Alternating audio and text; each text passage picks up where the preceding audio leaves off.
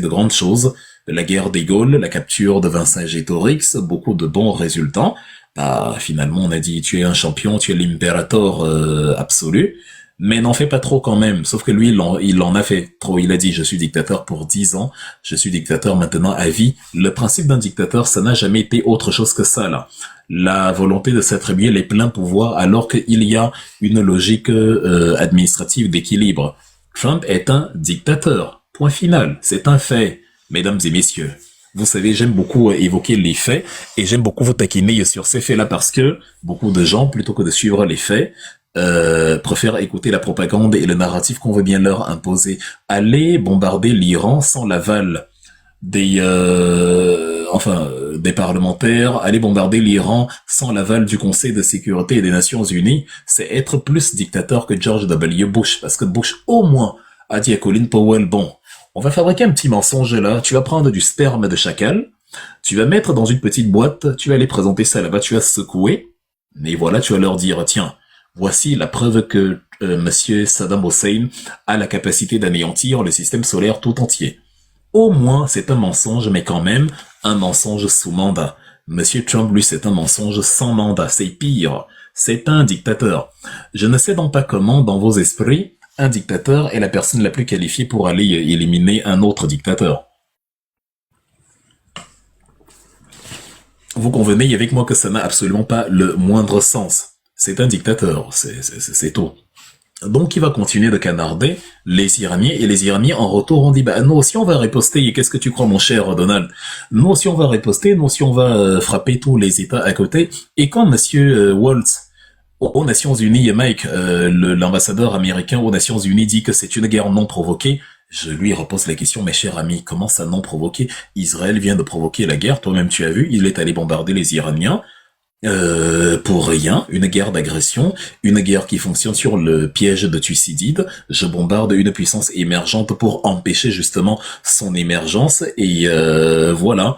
Et comme je ne peux pas admettre que j'ai bombardé une puissance émergente, je crée un narratif en disant bah il veut me détruire, tout en sachant qu'un pays qui a l'arme nucléaire ne peut pas détruire un autre pays qui a l'arme nucléaire. Je vais quand même apporter le narratif selon lequel il veut détruire Israël et comme il veut détruire Israël, ces imbéciles ont les mêmes éléments de langage. Vous savez, nous qui sommes bilingues, on a vraiment cet avantage-là de suivre les médias internationaux divers et variés. Je suivais les infos sur la plateforme en ligne de Die Welt, où on parlait d'existentielle Bedrohung, menace existentielle. J'arrive en France, on dit menace existentielle. C'est-à-dire, en fait, c'est le même narratif que on avait mis sur pied après l'attaque du 7 octobre, qui est une attaque horrible, on est d'accord là-dessus. Mais la réaction disproportionnée d'Israël était justifiée par le fait que Israël a le droit de se défendre. Fin de citation. Et vous vous rappelez qu'avant le début de la guerre en Iran, je n'ai eu de cesse de vous rappeler ici que c'est absolument cynique de la part de ces gens d'imposer ce storytelling-là qu'on ne vous laisse même pas le choix de refuser. Tu arrives en Allemagne, Israël hat das Recht, sich zu verteidigen. Tu arrives sur la BBC, tu vas respirer un peu que, oh, au moins ici, ils réfléchissent. No. Israel has the right to defend itself. Tu dis, aïe, aïe, aïe, aïe, bon. La France, c'est la patrie des droits de l'homme, ils vont quand même nous dire que on ne bombarde pas des bébés et des hôpitaux. Tu mets dans BFM TV. Oh, celle-là, c'est pire. Mais Israël a le droit de se défendre. Oui, mais attendez un peu, c'est comment? Donc, on peut tirer sur des hôpitaux, on peut tirer sur des bébés, des femmes enceintes, on peut tirer sur ceux qui réclament à manger, on peut sinistrer le corridor de Netzarim, on peut fermer le poste frontière de Rafah, on peut affamer les gens pendant 2 mois, mais Israël a le droit de se défendre. Tout ça, c'est une bonne cause, c'est pour lutter contre le Hamas. C'est comme ça qu'on a pris les gens pour des cinglés depuis le 7 octobre 2023. La guerre en Iran arrive, c'est l'Iran qui se fait y attaquer. Mais on ne vous dit plus que l'Iran a le droit de se défendre. Mais le Koweït, les Émirats, le Qatar, mais servent de rampe de lancement pour les avions américains pour bombarder l'Iran. Donc c'est logiquement que l'Iran frappe ces pays-là. L'Iran a le droit de se défendre. Iran has the right to defend itself. Der Iran hat das Recht, sich zu verteidigen. L'Iran a le droit de se défendre. Ça ne peut pas être valable dans un sens et ne pas l'être dans l'autre sens. Ce n'est pas logique. L'Iran a tout autant le droit de se défendre. Mais qu'est-ce qui s'est passé maintenant? Le narratif qu'on a apporté était le suivant, c'était de dire c'est une guerre préventive. Donc, il faut plutôt défendre le fait que c'est une guerre préventive. Et Madame Ursula von der Leyen, une sorcière à la Commission européenne, elle a sorti une émanation de sa folie comme quoi je condamne fermement cette attaque illégale et injustifiée de l'Iran sur les Émirats Arabes Unis. Mais les Émirats Arabes Unis, attendez un peu. Monsieur Al Nahyan, le patron de l'Émirat d'Abu Dhabi. Monsieur Al Thani, le patron de l'Émirat du Qatar. Monsieur Khalifa, le patron du royaume de Bahreïn. Monsieur Ben Salman, le patron de l'Arabie Saoudite, le prince héritier. Ces gens sont tous des princes, des rois, des émirs. Ils n'ont pas été votés au cours d'une campagne, d'une élection par le peuple. Il n'y a pas eu de scrutin, de suffrage universel. Mais c'est eux qui servent de plateforme de rampe de lancement, de piste de décollage pour que les Américains aillent apporter la démocratie en Iran. En Iran, au moins, il y a un président. Même s'il a des pouvoirs limités, il y a quand même un président. Je ne sais pas s'il y a un président en Arabie Saoudite, au Bahreïn, au Qatar. Je ne sais pas. À Dubaï, I don't know. Mais je pense que non. Et donc l'Iran s'étonne que ces royaumes, qui ne savent pas ce qu'on appelle une élection, alors que moi-même j'organise des élections sur mon territoire, ces royaumes utilisent leur base pour venir me bombarder et moi. L'Iran avait déjà prévenu qu'il allait bombarder tous ces pays-là, et c'est exactement ce que l'Iran a fait. Tu as monsieur l'ambassadeur américain aux Nations Unies qui se plaint de l'agression injustifiée de l'Iran. Incroyable. Tu as madame ou monsieur von der Leyen, c'est la même chose, qui se plaint que c'est une agression illégale et inacceptable contre les Émirats Arabes Unis. Tu as même les Allemands Emmanuel Macron et l'autre Friedrich Merz et Keir Starmer qui s'énervent que nos emprises ont été attaquées par l'Iran. Non, l'Iran se défend. Dans les 600 personnes, ou je ne sais même pas combien de personnes sont connectées sur ce live, parmi les 600 personnes qui sont en train de regarder ce live, il y a énormément de personnes israéliennes ici. Énormément. Si on fait monter l'une d'entre elles et qu'on parle de tout ce que Netanyahou a fait depuis le 7 octobre à Gaza, il va me réciter comme un illuminaire fondamentaliste lobotomisé, mais nous on se défend, Israël on se défend, alors il faut tu veux pas qu'Israël se défend, t'es antisémite, il y a toujours des cinglés comme ça là qui veulent t'empêcher de réfléchir en envoyant des jokers comme ça là, t'es antisémite, moi je suis africain. Nous sommes le peuple qui aime le plus les autres peuples. Nous les Africains on ne s'aime même pas nous-mêmes. Donc un Africain antisémite, je sais pas si ça existe, en tout cas il y en a pas un au Cameroun. On se fout royalement des Juifs, comme on se fout royalement des Français, des Irakiens, bref, tous les peuples sont égaux. Mais les jokers communicationnels qu'on met dans le narratif, dans le storytelling pour empêcher les gens de réfléchir, c'est ça là. Dès que tu critiques la politique de Netanyahou, ah non mais Israël se défend, alors t'es pour le Hamas? Ah, le Hamas est-il terroriste ou pas? Le Hamas est une organisation terroriste ou pas? Bon, on essaye de te bloquer pour annihiler ta liberté de réfléchir et de penser. Tu dois d'abord admettre que le Hamas est une organisation terroriste. Une fois que tu l'as admis, on te dit, bah c'est bon. Mais c'est normal, tout ce que Netanyahou fait, c'est contre le terrorisme, c'est bon. Ils oublient que ce n'est pas parce que le Hamas est une organisation terroriste que ça fait de Netanyahou quelqu'un de bien. Ce n'est pas parce que ma chemise est sombre que votre chemise est claire. Les deux peuvent être sombres. Netanyahou est un terroriste, c'est un fait. De la même manière que le Hamas est une organisation terroriste. C'est deux raclures qui se tirent dessus.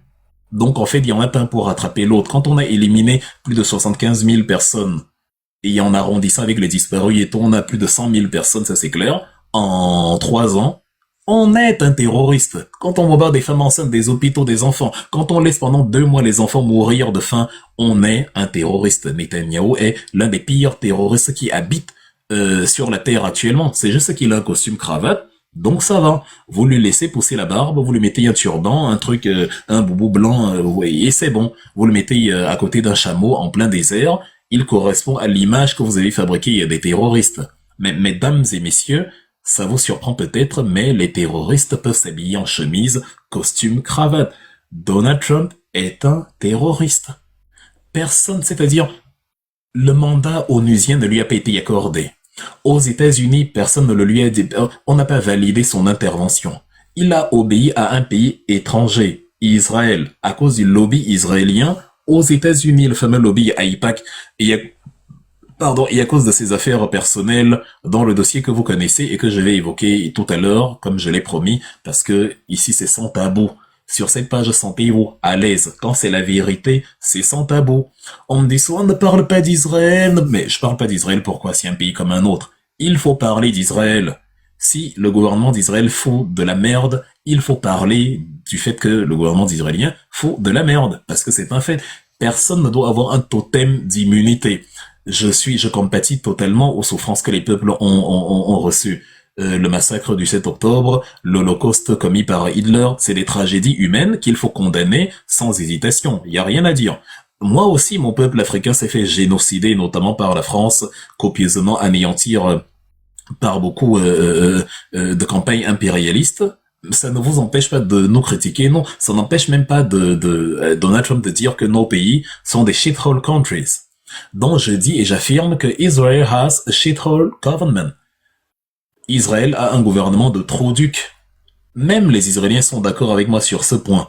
La preuve, Netanyahou est poursuivi par plusieurs affaires dans son pays, et la guerre lui sert d'une sorte d'échappatoire pour exister politiquement, parce que revenu dans son pays, ça ira mal pour son matricule.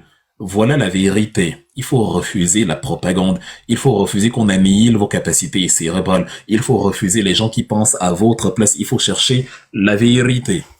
Donc, pour ceux qui viennent de nous retrouver, parce qu'il y a quand même beaucoup de personnes actuellement, je vais résumer un peu la pensée que je déployais ici. Je dis que l'Iran veut développer l'arme nucléaire, et sur ce point, je vois les choses comme Israël et comme les États-Unis. Oui, l'Iran bluffe et va dans les négociations pour gagner en temps, autant de temps qu'il le faut, 1 an, 2 ans, 10 ans, le temps de sortir un jour avec son premier essai nucléaire et de dire, maintenant c'est bon, on a l'arme nucléaire. Ça, c'est juste. Maintenant, ce qui est faux, c'est de penser que l'Iran va bombarder Israël avec son arme nucléaire. L'Iran soutient les peuples de Gaza, les peuples de Cisjordanie. Regardez comment la Cisjordanie est disséminée à l'intérieur du territoire israélien, ou inversement. Comment pensez-vous qu'on peut larguer une bombe sur Tel Aviv, sur Jérusalem, sans toucher les populations palestiniennes? L'Iran ne va jamais bombarder Israël, jamais. C'est des éléments de langage, c'est juste des mots. À mort, Israël, bon, s'ils peuvent mener une guerre comme une guerre habituelle, comme un peu le type de guerre qui se mène actuellement, ça c'est clair qu'ils aimeraient bien, s'ils pouvaient faire plier le genou à Israël pour de bon, ils le feraient.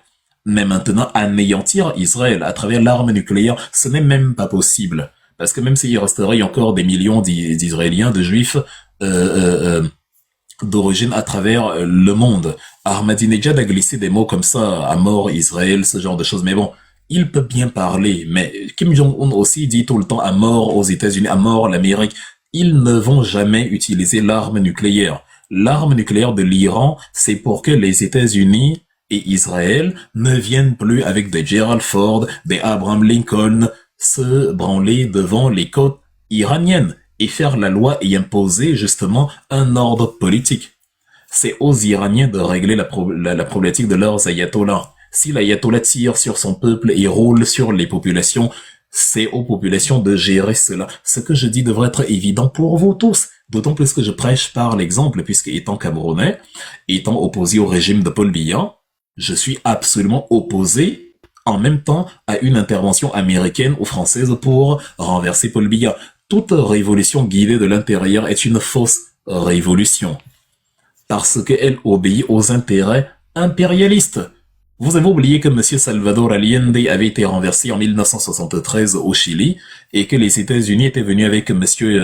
Augusto Pinochet. Vous avez vu la suite? Qu'est-ce qu'Augusto Pinochet y a fait par la suite? Vous voyez comment le maréchal Haftar, qui qui a fait ses classes, il habitait carrément sur la véranda de la CIA pendant une vingtaine d'années. près de l'Anglais, à Vienna, monsieur Khalifa Haftar, aujourd'hui général puissant parmi ceux qui dirigent la Libye, qui est très certainement à l'intérieur du collège de ceux qui ont assassiné Saïf al-Islam, le fils de Muammar Kadhafi, ceux qui concourent à avoir une Libye divisée actuellement, alors qu'on nous avait expliqué que Kadhafi est un dictateur et quand on va l'éliminer, la Libye sera le plus beau pays du monde. Aujourd'hui, la Libye, c'est un endroit où tu n'as pas trop envie d'aller. Donc, les révolutions organisées de l'extérieur sont les pires qui soient. Une révolution organisée de l'extérieur en 2014 a porté au pouvoir M. Piotr Poroshenko après y avoir fait tomber Viktor Yanukovych. Où en est-on aujourd'hui? Cet imbécile de Poroshenko a refusé d'appliquer les accords de Minsk et a continué la guerre et a organisé la guerre avec les régions ukrainiennes du Donbass, les régions de Kherson, Luhansk, Donetsk et autres. Et ça a débouché à ce sur quoi ça débouche aujourd'hui, où les ignorants qui ne connaissent pas les tenants et les aboutissants d'une affaire te disent que Poutine a envahi l'Ukraine. Ils ne te disent pas que Merkel et François Hollande ont rayonné de Poutine en faisant entendre que les accords de Minsk n'étaient pas du tout prévus pour être appliqués. C'était juste un leurre pour endormir Vladimir Poutine en attendant de pousser l'Ukraine dans l'escarcelle Union européenne. Donc, les révolutions venues de l'extérieur ont conduit donc l'Ukraine aujourd'hui à perdre 20% de son territoire, ce qui était évitable en appliquant simplement les accords de Minsk ou alors en respectant le fait que le président ukrainien ne voulait pas signer le traité d'association de l'Union européenne. C'est son droit.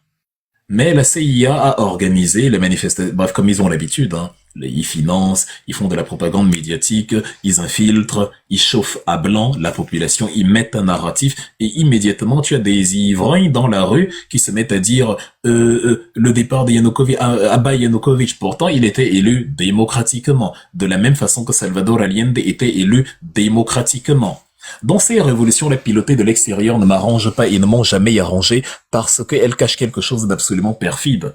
Elles cachent le fait que ce sont les intérêts impérialistes qui vont primer, qu'on va mettre sur pied et non le bien-être de la population. Sauf s'il y a des gens absolument idiots parmi vous, je ne vous insulte pas, je dis sauf s'il y a des gens absolument idiots pour croire que Monsieur Trump et Monsieur Netanyahou ont pour préoccupation fondamentale le peuple iranien. Donald Trump va laisser son fils Barron Trump.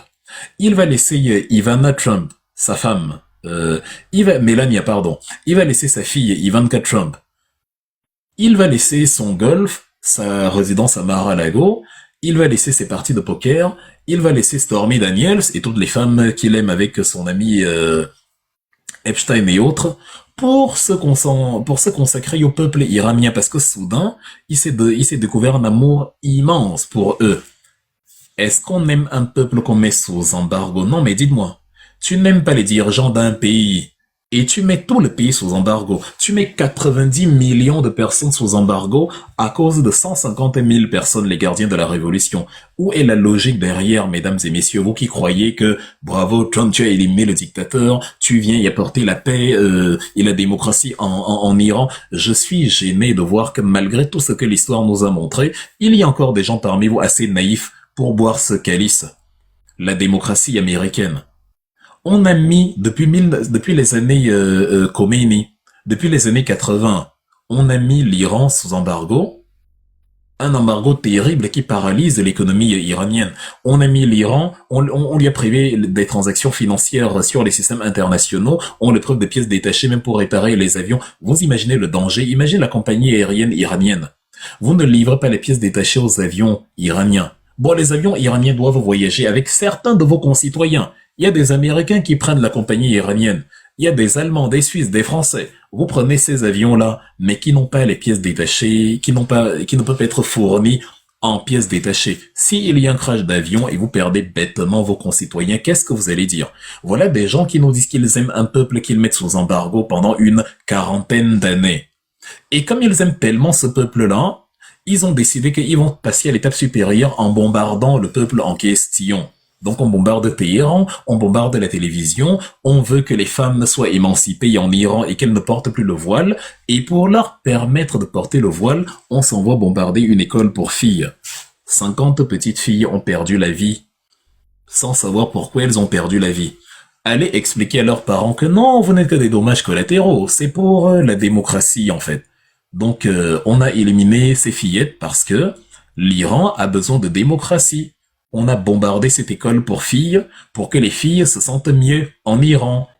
Donc voilà, et ils n'ont qu'à dire comme Emmanuel Macron avait dit sur la question de l'AS, on a oublié de nous dire merci. They did forget to thank us. Je vois bien Trump dire ce genre de choses. They did forget to thank us. Ils ont oublié de nous dire merci avec sa vieille voix.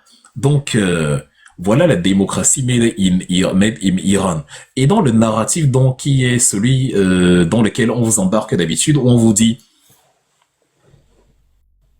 l'Iran agresse. C'est la première fois que je vois dans ma vie qu'on vient me bombarder, je réagis, on dit j'agresse. Par contre, Israël, lui, n'agresse pas la bande de Gaza, il n'agresse pas les Palestiniens de la bande de Gaza. Non, il se défend. Ah, le niveau de sorcellerie quand même sur cette terre, mais je dis chapeau, bravo. Israël n'agresse pas les Iraniens, Israël se défend. Super. Par contre, l'Iran agresse les Émirats, agresse le Bahreïn, agresse l'Arabie Saoudite. Même si c'est lui qui s'est fait y attaquer en premier. C'est logique, mesdames et messieurs, c'est logique, la réaction iranienne. Je suis désolé que les humains se fassent la guerre pour des choses qui peuvent être résolues autrement. Donc je ne vais pas applaudir qu'on ait assassiné tel ou tel être humain. Mais, techniquement parlant, c'est rationnel comme réaction. Le fait de bombarder les bases américaines déployées partout, c'est totalement rationnel. Et comment dire, ça laisse transparaître un autre narratif par rapport à celui qui a été raconté. Dans les analyses que je faisais, je vous disais que l'Iran ne peut pas tomber parce que éliminer les leaders n'aboutira à rien. On a bombardé la télévision l'année dernière, elle a continué à émettre dans le plus grand des calmes. On a éliminé certains gardiens de la révolution, le pays a continué à fonctionner. Monsieur Raisi, le président, était décédé dans un crash d'avion il y a 2-3 ans. La vie a continué, l'Iran a continué. C'est là que Massoud Pezeshkian, le président actuel, a pris le pouvoir. Monsieur Qassem Soleimani avait été éliminé le 3 janvier 2020 sur ordre de Donald Trump en sortant de l'aéroport de Bagdad. La vie a continué en Iran. C'est un puissant général, c'est un oui, mais tout le monde est dispensable. Tout le monde est dispensable. On peut changer, c'est-à-dire tout le monde est dispensable. Tout le monde. Si le pape meurt maintenant, on le remplace. Personne n'est inamovible, indispensable, personne n'est vital pour l'humanité. On est 8 milliards d'humains sur Terre, dont n'importe qui peut mourir aujourd'hui. Ça ne va pas empêcher le reste de l'humanité de fonctionner et le jour de se lever. Vous pouvez éliminer 1000 personnes dans le directoire politique iranien. Ce régime continuera. Ce n'est pas ça qui va faire revenir Reza Pahlavi et prendre le pouvoir. C'est naïf et bête de le penser. Vous pouvez éliminer les gardiens de la révolution. Au contraire, ça génère l'effet inverse. Le mot français me manque. En allemand, dit zusammenschnüren. Ça ressoude, voilà, ça ressoude. Pourquoi le français me m'échappe quand je fais les lives? Bref, ça ressoude, ça recolle les morceaux du régime, de la population iranienne auprès de leur establishment politique. Parce qu'ils ne veulent pas vous voir bombarder leur pays tous les jours. Ce n'est amusant pour personne. Je ne sais pas combien de siècles il faudra pour que les humains comprennent que aucun humain ayant toute sa tête n'a envie d'aller faire bisous à celui qui vient de larguer les bombes dans son pays, sous prétexte que c'est pour le libérer. Et on vient de finir une route à Téhéran, toi tu bombardes. Y a un commissariat de police, imagine, il y a des Iraniens qui avaient déposé des plaintes là-bas, toi tu bombardes le commissariat de police. Il y a des femmes qui se sont fait violer, qui sont allées porter plainte au commissariat de police à Téhéran. Toi, tu as bombardé le commissariat de police à Téhéran. Comment tu veux que la femme qui s'est fait violer puisse régler son problème vu que le commissariat et tous les dossiers qui étaient là-bas ont été anéantis? On a bombardé, tu veux que les femmes se portent bien et tu bombardes l'école. Les parents qui y sont, comment ils font? D'ailleurs même, quel Iranien normalement constitué peut s'énerver que son pays possède l'arme nucléaire? Mais je ne comprends pas. Donc on a l'arme nucléaire, donc on est respecté, on est puissant, on ne peut plus venir nous bombarder n'importe comment, mais moi je ne veux pas. Ce n'est pas logique. Il y a que des fous qui pensent ça. Si vous trouvez un Iranien qui pense comme ça, c'est un fou. Quelqu'un de normal va vouloir que son pays développe le nucléaire. Moi, j'aurais bien aimé que mon pays, le Cameroun, soit une grande puissance et non un pays, un État voyou avec à sa tête un voyou comme Paul Biya. C'est tout bénef, tu as l'arme nu. Mais regardez les Nord-Coréens aujourd'hui. Est-ce que vous aviez entendu le nom de Kim Jong-un dans toute cette comédie qui se déroule là? Non, parce que Netanyahou et Trump savent que la comédie a certaines limites. Tu ne prends pas le Abraham Lincoln, tu le poses en face de Pyongyang et tu dis à Kim Jong-un, descends, lâche le pouvoir, organise des élections, sinon je te bombarde. Non, tu ne fais pas ça. Donc, vous savez déjà que le USS Lincoln, le USS Ford, n'approchera jamais des côtes nord-coréennes. Never. Kim Jong-un s'est endormi ce soir. Tranquille. Il a dormi profondément. Il a ronflé comme un dieu. Parce que personne ne va le réveiller de son sommeil en disant « Il y a des missiles américains à ta porte ». Il va seulement leur dire « Le code c'est 6322X, appuyez sur le bouton rouge qui est là-bas sous le... » Et c'est fini. C'est comme ça que ça va se dérouler. Donc, un Iranien en santé mentale, en bonne santé mentale, ne peut pas s'énerver que son pays veuille développer l'arme nucléaire. Je ne trouve aucun problème à ce que l'Iran développe l'arme nucléaire. Parce que je ne bois pas du narratif israélien qui parle de menaces existentielles. Même l'Inde et le Pakistan, qui se détestent comme pas possible, et qui ont chacun l'arme nucléaire, ne se sont jamais bombardés mutuellement en utilisant la bombe atomique. Il y a personne qui fait ça. Personne.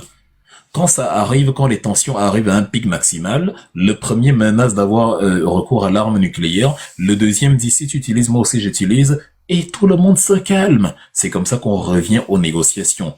C'est ce qui s'est passé en 62, vous avez bien vu la crise des missiles.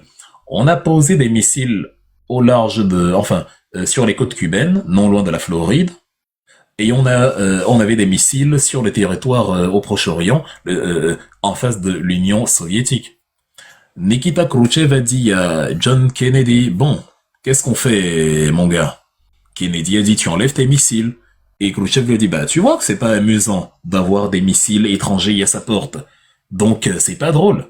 Malheureusement, les États-Unis ne comprennent pas la leçon. Ils ont voulu continuer à essayer. Dont l'une des raisons d'ailleurs de la guerre en Ukraine. Vous qui parlez de souveraineté, essayez de dire au Mexique d'accepter les missiles soviétiques sur son sol. Les États-Unis seront les premiers à dire non. Dans vos concepts de souveraineté sont à géométrie variable. Je vous signale qu'à l'heure actuelle, Trump, qui est un dictateur, je vous l'ai dit, empêche le Venezuela de livrer Cuba en carburant. Les dernières livraisons dataient du 9 janvier, dont l'embargo cubain qui asphyxie actuellement Cuba. Donc on aime les Cubains, on veut installer la démocratie à Cuba, mais on empêche la population cubaine d'avoir accès au carburant.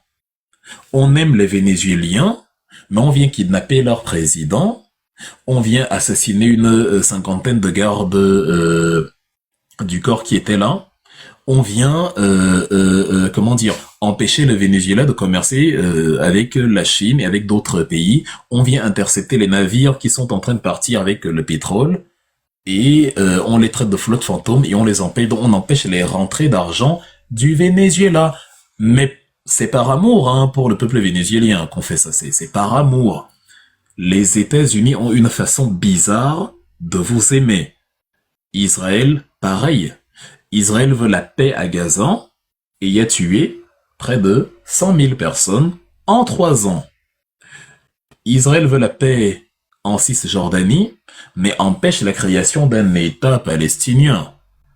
Donc, ils ont droit à un État. Ils sont même prêts à vous bombarder parce que vous refusez à Israël le droit d'avoir un État. Mais Netanyahou ne se gêne pas pour dire il n'y aura pas d'État palestinien. Mesdames et messieurs, à l'ère des réseaux sociaux, la propagande doit cesser. Les humains doivent réapprendre à réfléchir. Peut-être qu'ils l'ont oublié. Les humains doivent réapprendre à se servir de ce qu'il y a là-dedans. Ce n'est pas là pour décorer. Je suis pour l'État d'Israël. Les juifs, les juifs de la diaspora, les juifs israéliens, les juifs américains, bref, ils ont droit à ce que Theodor Herzl appelait le foyer national, si on veut.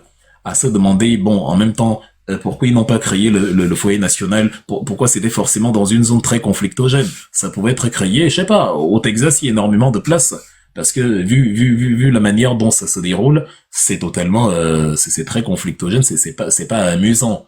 Même les Israéliens ne sont pas en paix, actuellement, là, parce que, ils se font des ennemis à peu près partout, ce qui, moi, à leur place, c'est pas une façon agréable de vivre.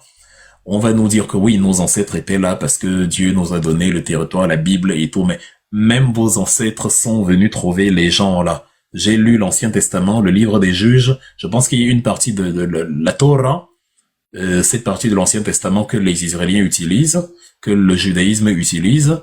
Je pense quand même que quand les murs de Jéricho sont tombés, ce n'étaient pas les ancêtres de Netanyahou qui vivaient là. Ils sont venus là, ils ont massacré ceux qu'ils ont trouvés là, et se sont installés en prétextant que c'est Dieu qui leur a donné la terre. C'est faux quand même. Hein. Donc aujourd'hui, en 2026, imaginez, je débarque à Paris. Je largue quelques bombes là et je dis, c'est Dieu qui me donne cette terre-là. Et à partir de là, mes descendants appellent cela la terre de leurs ancêtres. C'est chaud quand même. Hein. C'est compliqué, cette histoire de mythologie. Bref, c'est très fragile comme approche. Donc en fait, tant qu'à faire, si vous voulez donc créer le foyer national dans la région, parce que moi je suis totalement d'accord, hein, les humains, on a trouvé un territoire, ok, mais maintenant, faisons, mais match nul. Tu as un État israélien, j'ai un État palestinien, tout le monde est content. Israël se lève et va bombarder l'Iran en prétextant que l'Iran menace l'existence d'Israël. Israël se plaint quand il y a des gens, je sais pas, je connais pas trop leurs idéologies, mais je sais qu'il y a beaucoup de gens en Europe qui ont été arrêtés ou critiqués parce que ils n'ont pas voulu reconnaître l'existence de l'État d'Israël, ils n'ont pas reconnu le droit du peuple israélien ou du peuple juif à avoir un État. Je comprends que c'est pas bien et que le peuple juif a le droit à un État à 100%, évidemment. Mais ce que je ne comprends pas, c'est comment le même peuple juif, ou du moins le même Netanyahou, dans le plus grand des calmes, dans la plus grande des sérénités, explique tous les jours dans les médias que les Palestiniens, eux, n'ont pas droit à un État. Et en Occident, tout le monde accepte. Les démocraties occidentales, comme elles aiment s'appeler, il n'y a pas de démocratie occidentale. On dit ça par compromis. C'est-à-dire, c'est des États voyous. Vous dites que, bah, mais, comme tu n'aimes pas comme tu n'aimes pas enfin, parce que quand on réfléchit, quand on veut réfléchir, il y a des gens qui te disent, bah, va donc vivre en Russie, tu vas voir là-bas, c'est un État voyou, c'est un État dictatorial. Ben non. Je prouve déjà que je peux vivre dans un État voyou en vivant en Occident. Donc, je n'ai pas besoin d'aller en Russie pour le prouver. Je vis déjà en Occident. C'est des États ayant des comportements de voyous. Parce qu'ils sont incapables de dire à Netanyahou que ce que tu fais est inacceptable. Or, c'est le droit international qui le dit. Ce que fait Netanyahou est inacceptable. La politique d'occupation, la politique de colonisation, le génocide, tout ça est condamné par le droit international. Maintenant, pour se protéger, tu entends des gens dire non, tu sais, pour qualifier de génocide, il faut une intention d'éradiquer une entité ethnique. Ok, laissons le blabla. C'est un massacre que Netanyahou fait à Gaza. Si vous n'aimez pas le mot génocide, c'est un massacre. Quand tu tues 100 000 personnes, je me fiche pas mal de comment tu appelles cela. Génocide, tout ce que tu veux qui finit par cide, insecticide, y a pas de problème. C'est quand même un massacre. Et Netanyahou a commis un massacre. Il est sous le coup d'un mandat d'arrêt de la Cour pénale internationale. En Occident, ils sont incapables de lui tirer les vies. Ils sont incapables de le mettre au pas. Ils sont incapables de lui dire « Shut up! Va en prison! C'est là-bas où est ta place, espèce de meurtrier. Espèce de démon. » Non, ils acceptent. Ils continuent de dire « C'est la plus grande, c'est la seule démocratie du Proche-Orient. » Non, c'est pas une démocratie. Netanyahou organise des guerres en Iran et massacre le peuple de Gaza pour se refaire une santé électorale et repousser au possible les élections à la Knesset. Ce n'est pas une démocratie, Israël. Ce n'en est pas une. De la même manière que la France et l'Allemagne, je sais pas, la Pologne, tout ce que ne sont pas des démocraties.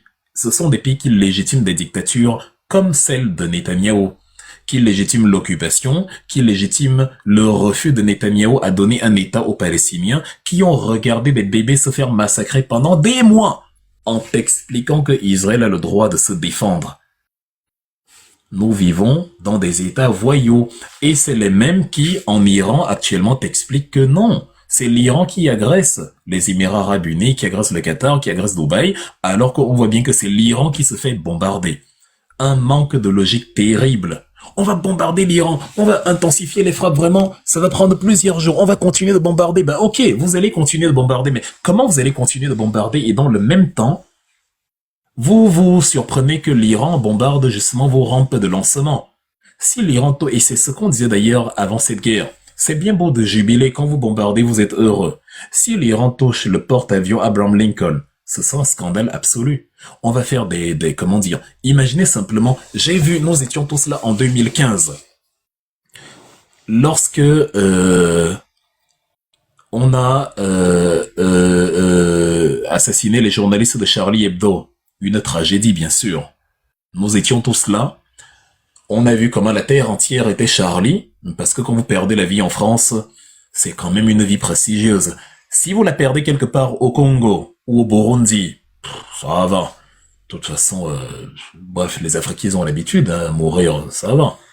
Mais par contre, à Paris, non.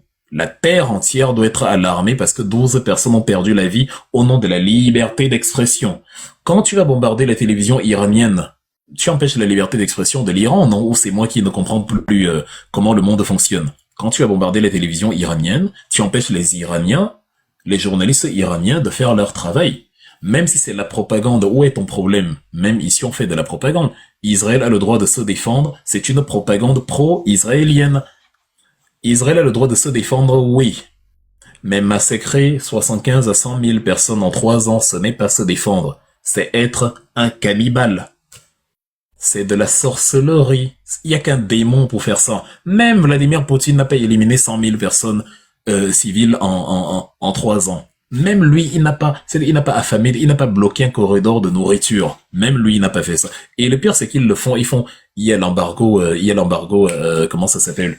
Il y a l'embargo à Cuba, il y a l'embargo au Venezuela, il y a l'embargo en Iran. Tout ce que les Américains savent faire, c'est des embargos. Vous privez de vivres, vous privez de pétrole, vous privez de ressources d'approvisionnement.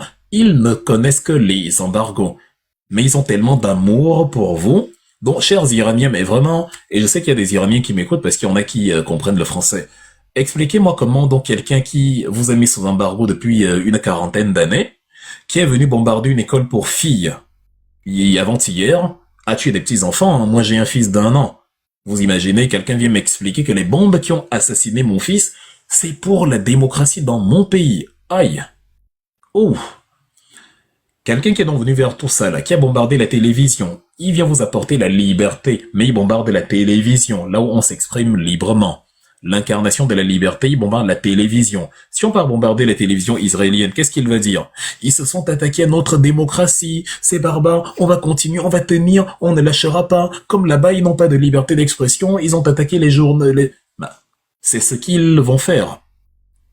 Or, en Israël, je vous dis, Netanyahou est un dictateur. Rappelez-vous que lors de la guerre des 12 jours en Israël, on n'avait pas autorisé les journalistes à faire les reportages librement. On avait durement censuré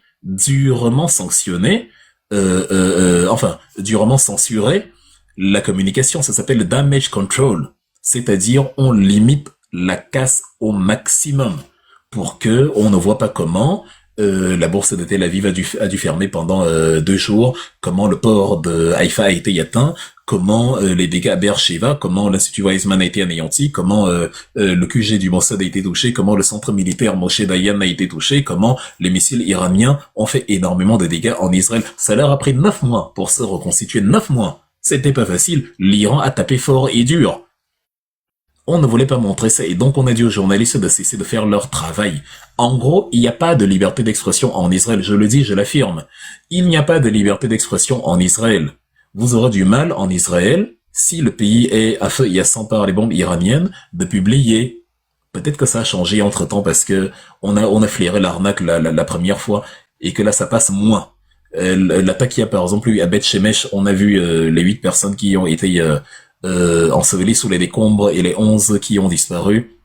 On a vu quand même que bon, là, l'information ne pouvait pas être cachée parce que ça créait une consternation immense. Mais Israël est une dictature qui n'applique pas la liberté d'expression. C'est exactement comme en Iran, ou comme en France, ou comme en Allemagne, ou comme partout. J'ai souvent l'habitude de rappeler aux gens que on les a mis en prison en Europe pendant 1 an et demi à cause d'une petite grippe dont le taux de létalité était hyper faible.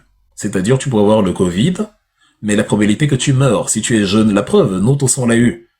La probabilité que tu en meurs quand tu es jeune, bien portant, elle était quasi inexistante. On nous a quand même mis en quarantaine pendant 1 an et demi. On nous a obligés à prendre des vaccins. Les plus malins d'entre nous ont contourné pour ne pas les prendre. On nous a fait prendre on nous a empêché de prendre les TGV quand on n'était pas vacciné. Même si on pouvait prendre les métros en étant sans être vacciné. On nous a fait faire des choses qui n'avaient aucun sens. Aucun sens. Et évidemment, on a empêché aux gens de dire de faire des analyses un peu plus nuancées sur la problématique du Covid. Il y avait un narratif qu'on a imposé. Nous vivons sous des dictatures. Celui qui n'a pas compris ça, c'est son problème. Vous pensiez encore en 2026 qu'en Europe, on est en démocratie. Comment faites-vous? La crise du 7 octobre est arrivée. Tout le monde était d'accord que éliminer 1200 personnes, c'est horrible. Il y a personne qui débat dessus. Il y a personne qui va vous dire, on élimine 1200 personnes, c'est bien, c'est génial, félicitations. Personne ne va vous dire ça. Par contre, venir m'expliquer que les 75 000 personnes que Netanyahu a éliminées en 3 ans, et 75 000 c'est les chiffres que j'ai vus dans la revue Lancet il y a quelques jours, on sait bien que quand il y a ce genre de tragédie, à telle échelle, le nombre total de victimes est au moins 2 fois plus nombreux. Mais restons seulement sur 75 000 personnes. Sachant que les militants du Hamas ont dit que le Hamas a été vaincu. Non, le Hamas, Netanyahu lui-même continue la guerre à Gaza, dont lui-même admet que le Hamas n'a pas été vaincu. Et encore là, la preuve, il ne veut toujours pas de la création d'un État palestinien. Pourquoi? Parce que le Hamas, justement, ne constituait que 1% et même pas des victimes qu'on a éliminées en 3 ans à Gaza. Venir donc m'expliquer que on se défend en assassinant 75 000 innocents, c'est me prendre pour l'imbécile que je ne suis pas. Le gouvernement de Netanyahu est un gouvernement de génocidaires. En plus, c'est des racistes, des extrémistes. Regardez Bezalel Smotrich, le ministre des Finances. Tu ne peux pas, c'est même une insulte envers le peuple juif et ce qu'il a subi. Les Israéliens, quand tu arrives en Israël, tu trouves des gens bien, tu trouves des gens qui aiment l'être humain et qui veulent la paix pour l'humanité, qui veulent vivre en paix avec les Palestiniens d'à côté et en paix avec le reste du monde. Et dont on a raison de se recueillir auprès de la tragédie qu'ils ont subie sous Adolf Hitler dans les années 30-45. Par contre, expliquez-moi comment Monsieur Bezalel Smotrich, qui est un juif, peut soutenir les mêmes principes que Hitler a utilisés contre le peuple juif pour d'autres personnes. Pour Bezalel Smotrich ou encore pour l'autre cinglé au ministère de l'Intérieur, Itamar Ben-Gvir. Vous pouvez massacrer tout le peuple palestinien, c'est pas leur problème. En fait, ce que vous appelez la Cisjordanie, c'est la Judée-Samarie pour eux, comme dans la Bible. Donc, ces gens-là qui sont là, ils encombrent, ils doivent partir. Si on peut les sortir de là, sortir ceux de Gaza, les amener au Somaliland et récupérer tout le territoire, Bezalel Smotrich et Itamar Ben-Gvir, y compris Netanyahou, parce que c'est un gang d'extrémistes, ils seront totalement d'accord. Si on pouvait imaginer qu'il n'y avait pas le regard externe, parce que 100 000 personnes qu'il a éliminées, c'est même parce qu'on vit dans un monde avec des observateurs. Tu les mets dans un vase clos, Netanyahou et les Palestiniens, ils les éradiquent exactement comme il leur a éradiqué a voulu éradiquer les Juifs. Et c'est terrible de s'imaginer que les gens qui devraient mieux comprendre, je parle de Netanyahou et de son gouvernement, les gens qui devraient comprendre mieux que personne la tragédie que c'est de décimer un peuple sont quand même ceux qui sont le plus enclins à décimer un peuple. Je ne comprends pas. Et tu arrives dans les médias européens, tu es interdit de réfléchir. Il y a les lobbies, comme il y a les lobbies, le lobby pro-israélien aux États-Unis, l'AIPAC, tu as le lobby, le CRIF, en France notamment, en Allemagne, tu as, c'est-à-dire cette limite interdiction tacite de faire des analyses objectives et neutres, comme celle que je fais. C'est un endoctrinement, on utilise l'argent, l'intimidation, voire même plus si affinité. Je pourrais me retrouver quelque part un jour sous dans les égouts et maquillé en accident. Parce que tu t'attaques à ceux qui ont décidé qu'on ne s'attaque pas à eux. Pourquoi? Pour rien, parce qu'ils ont décidé qu'on ne doit pas critiquer alors qu'on critique tout le monde. Il faut critiquer tout le monde. C'est de là que jaillit la vérité. Il faut critiquer tous ceux qui font mal. Lorsque la petite Mahsa Amini a été éliminée par les gardiens de la révolution, par la police des mœurs iraniennes, on l'a mise en prison parce qu'elle n'avait pas porté le voile ou qu'elle l'avait mal porté, c'était en septembre 2022. On l'a mise en prison, elle est morte, je crois, 2 jours après. Moi, j'étais totalement d'accord avec les manifestants qui sont descendus dans la rue et ont protesté contre le régime. Je me disais, si ces gens parviennent à renverser le régime iranien, ça me va. Parce que c'est pas bien, comme ça, d'éliminer une concitoyenne parce que elle a voulu simplement vivre ses libertés. Quand une révolution émane du peuple, ça m'arrange. Je ne suis pas pro Ali Khamenei, c'est pas mon oncle. Dont les illuminés qui vont venir, il soutient l'Iran, lui non, c'est pas mon oncle, je le connais pas. Il ne paye pas mes factures, ne paye pas mon déjeuner. Donc soutenir, ça ne change rien à ma vie. C'est ça qui fait que je suis objectif, parce que je n'ai rien à gagner ni à perdre. J'étais pour le renversement du régime iranien, si le peuple iranien, de manière autonome, décidait de le faire, suite à une affaire comme l'affaire Mahsa Amini.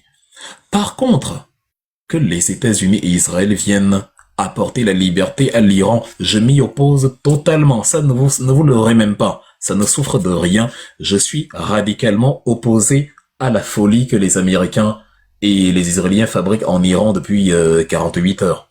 Ça, je m'y oppose totalement. C'est la chose à ne pas faire. C'est de l'ingérence, c'est de l'impérialisme, c'est une agression.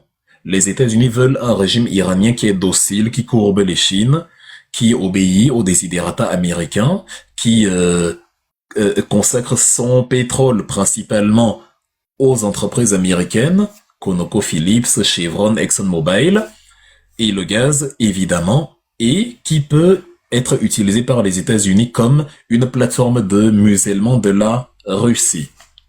C'est-à-dire, voilà, on a bloqué le gazoduc Nord Stream. La CIA a éliminé le gazoduc a détruit le gazoduc Nord Stream pour empêcher la Russie d'approvisionner l'Allemagne et pour conduire les Allemands à acheter le gaz naturel liquéfié américain.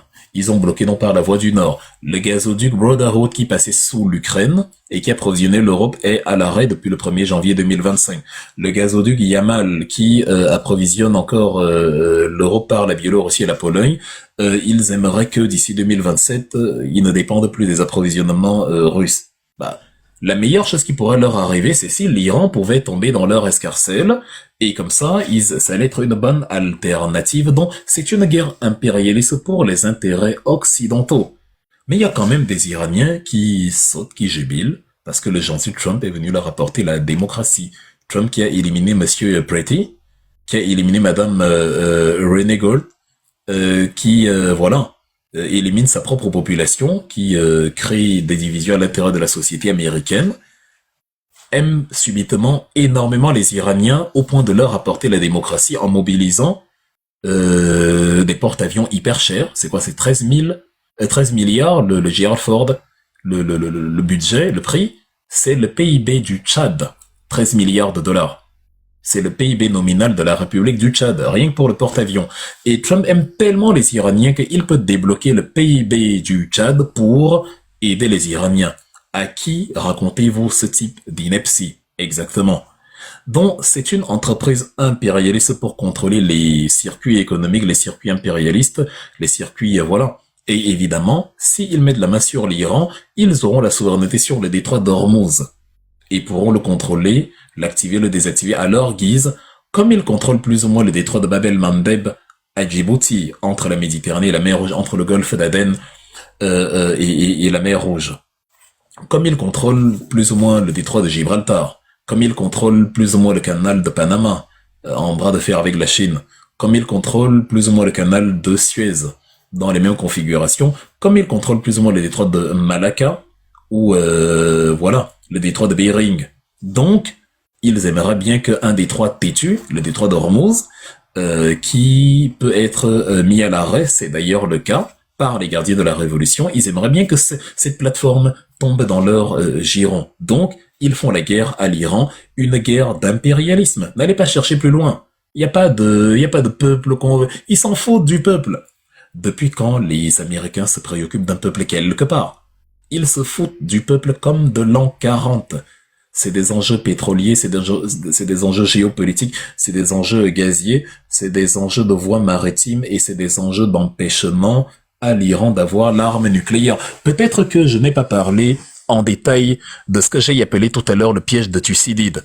J'ai évoqué ça de manière vague, mais je ne suis pas allé dans les détails. Je pense que je vais le faire pour que les gens qui sont avec nous le comprennent. Nous étions dans la Grèce antique, dans ce qu'on appelait la guerre du Péloponnèse. Il faut lire le livre de... Comment il s'appelle Non, c'est pas Juvénal, c'est... Ah, son nom m'échappe. Bref, il y a un livre qui parle de la fameuse guerre du Péloponnèse. Je crois que c'était entre 304, 331, 304 avant notre ère. Pourquoi son nom m'échappe? J'aurais bien aimé son nom, je vous l'aurais donné pour la culture, ça me reviendra certainement. Nous avions d'un côté la Ligue de Délos et la Ligue, enfin, pour faire simple, nous avions Athènes et Sparte. Sparte était la civilisation établie, la cité établie, et Athènes était la cité montante. Nous avons donc Athènes qui est en train de gagner du galon.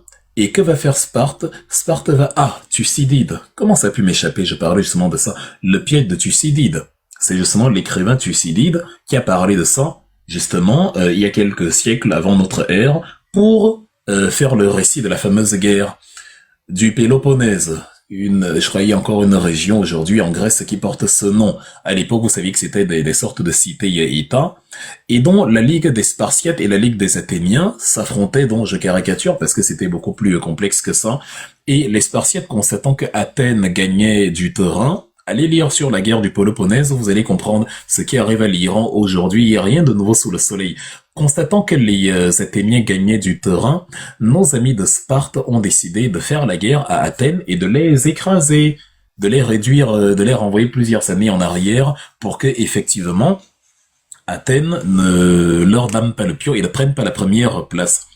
Israël est le gendarme américain dans la sous-région et dont Israël aimerait bien que la situation reste ainsi. Israël possède l'arme nucléaire. Demandez-vous comment? Pourquoi ils ont le droit à l'arme nucléaire? Les Palestiniens aussi auraient pu dire on ne veut pas qu'Israël ait l'arme nucléaire, sinon ils veulent l'arme nucléaire pour nous détruire.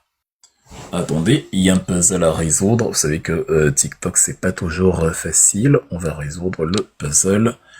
Ok, c'est fait.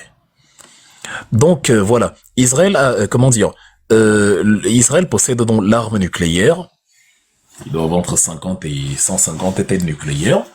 Les Iraniens travaillent aussi à avoir leur arme nucléaire, mais comme Israël et les États-Unis sont animés du logiciel impérialiste qui fait que on doit être les seuls champions sur le circuit, Israël et les États-Unis s'arrangent à ce que personne dans la sous-région n'ait l'arme nucléaire. Ils ont soumis Oman, qui est d'ailleurs minuscule et qui ne peut pas développer l'arme nucléaire. Ils sont 3 habitants à Oman. Ils ont soumis l'émirat de Dubaï. Ils sont 3 habitants à Dubaï. Donc Dubaï ne peut pas avoir l'arme nucléaire. Enfin, les Émirats arabes unis de manière générale. C'est des micro-États où vous savez, je sais pas si tu as 300 000 personnes au Qatar. Si tu as 1 million de personnes au Qatar, tu as 300 000 Qataris. Et tu as 1 million, s'ils sont 1,5 million, tu as 1 million de personnes qui ne sont pas Qataris. Tu as 300 000 Qataris. C'est ridicule. Donc, en fait, voilà. Donc, il y a 2 habitants à Dubaï, il y a 2 habitants au Oman, il y a 1 habitant au Bahreïn.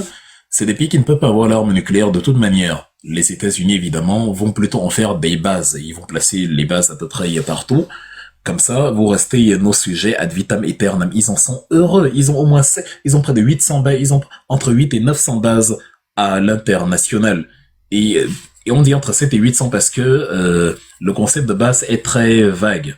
Parce que c'est clair que tu pourrais me dire, vous pourriez me dire, mais Wilfried, c'est 7 ou 800, c'est pas pareil, il y a une marge de 100.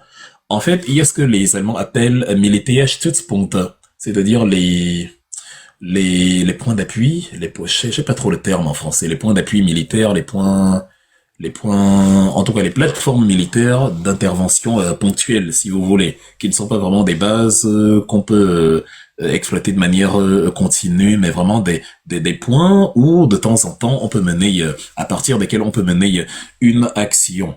Donc il y en a absolument partout. Donc c'est un peu flou la limite entre un Stützpunkt et une base. Ça fait que bah finalement, on peut dire entre 7 et 900 bases militaires. En tout cas, ils ont ça partout, des points d'appui et des bases militaires proprement dites absolument partout à travers le continent européen, à travers le continent asiatique, le Japon, la Corée, bref partout. Et vous connaissez la fameuse base sur l'atoll de Diego Garcia dans l'océan Indien, dans l'archipel des Chagos.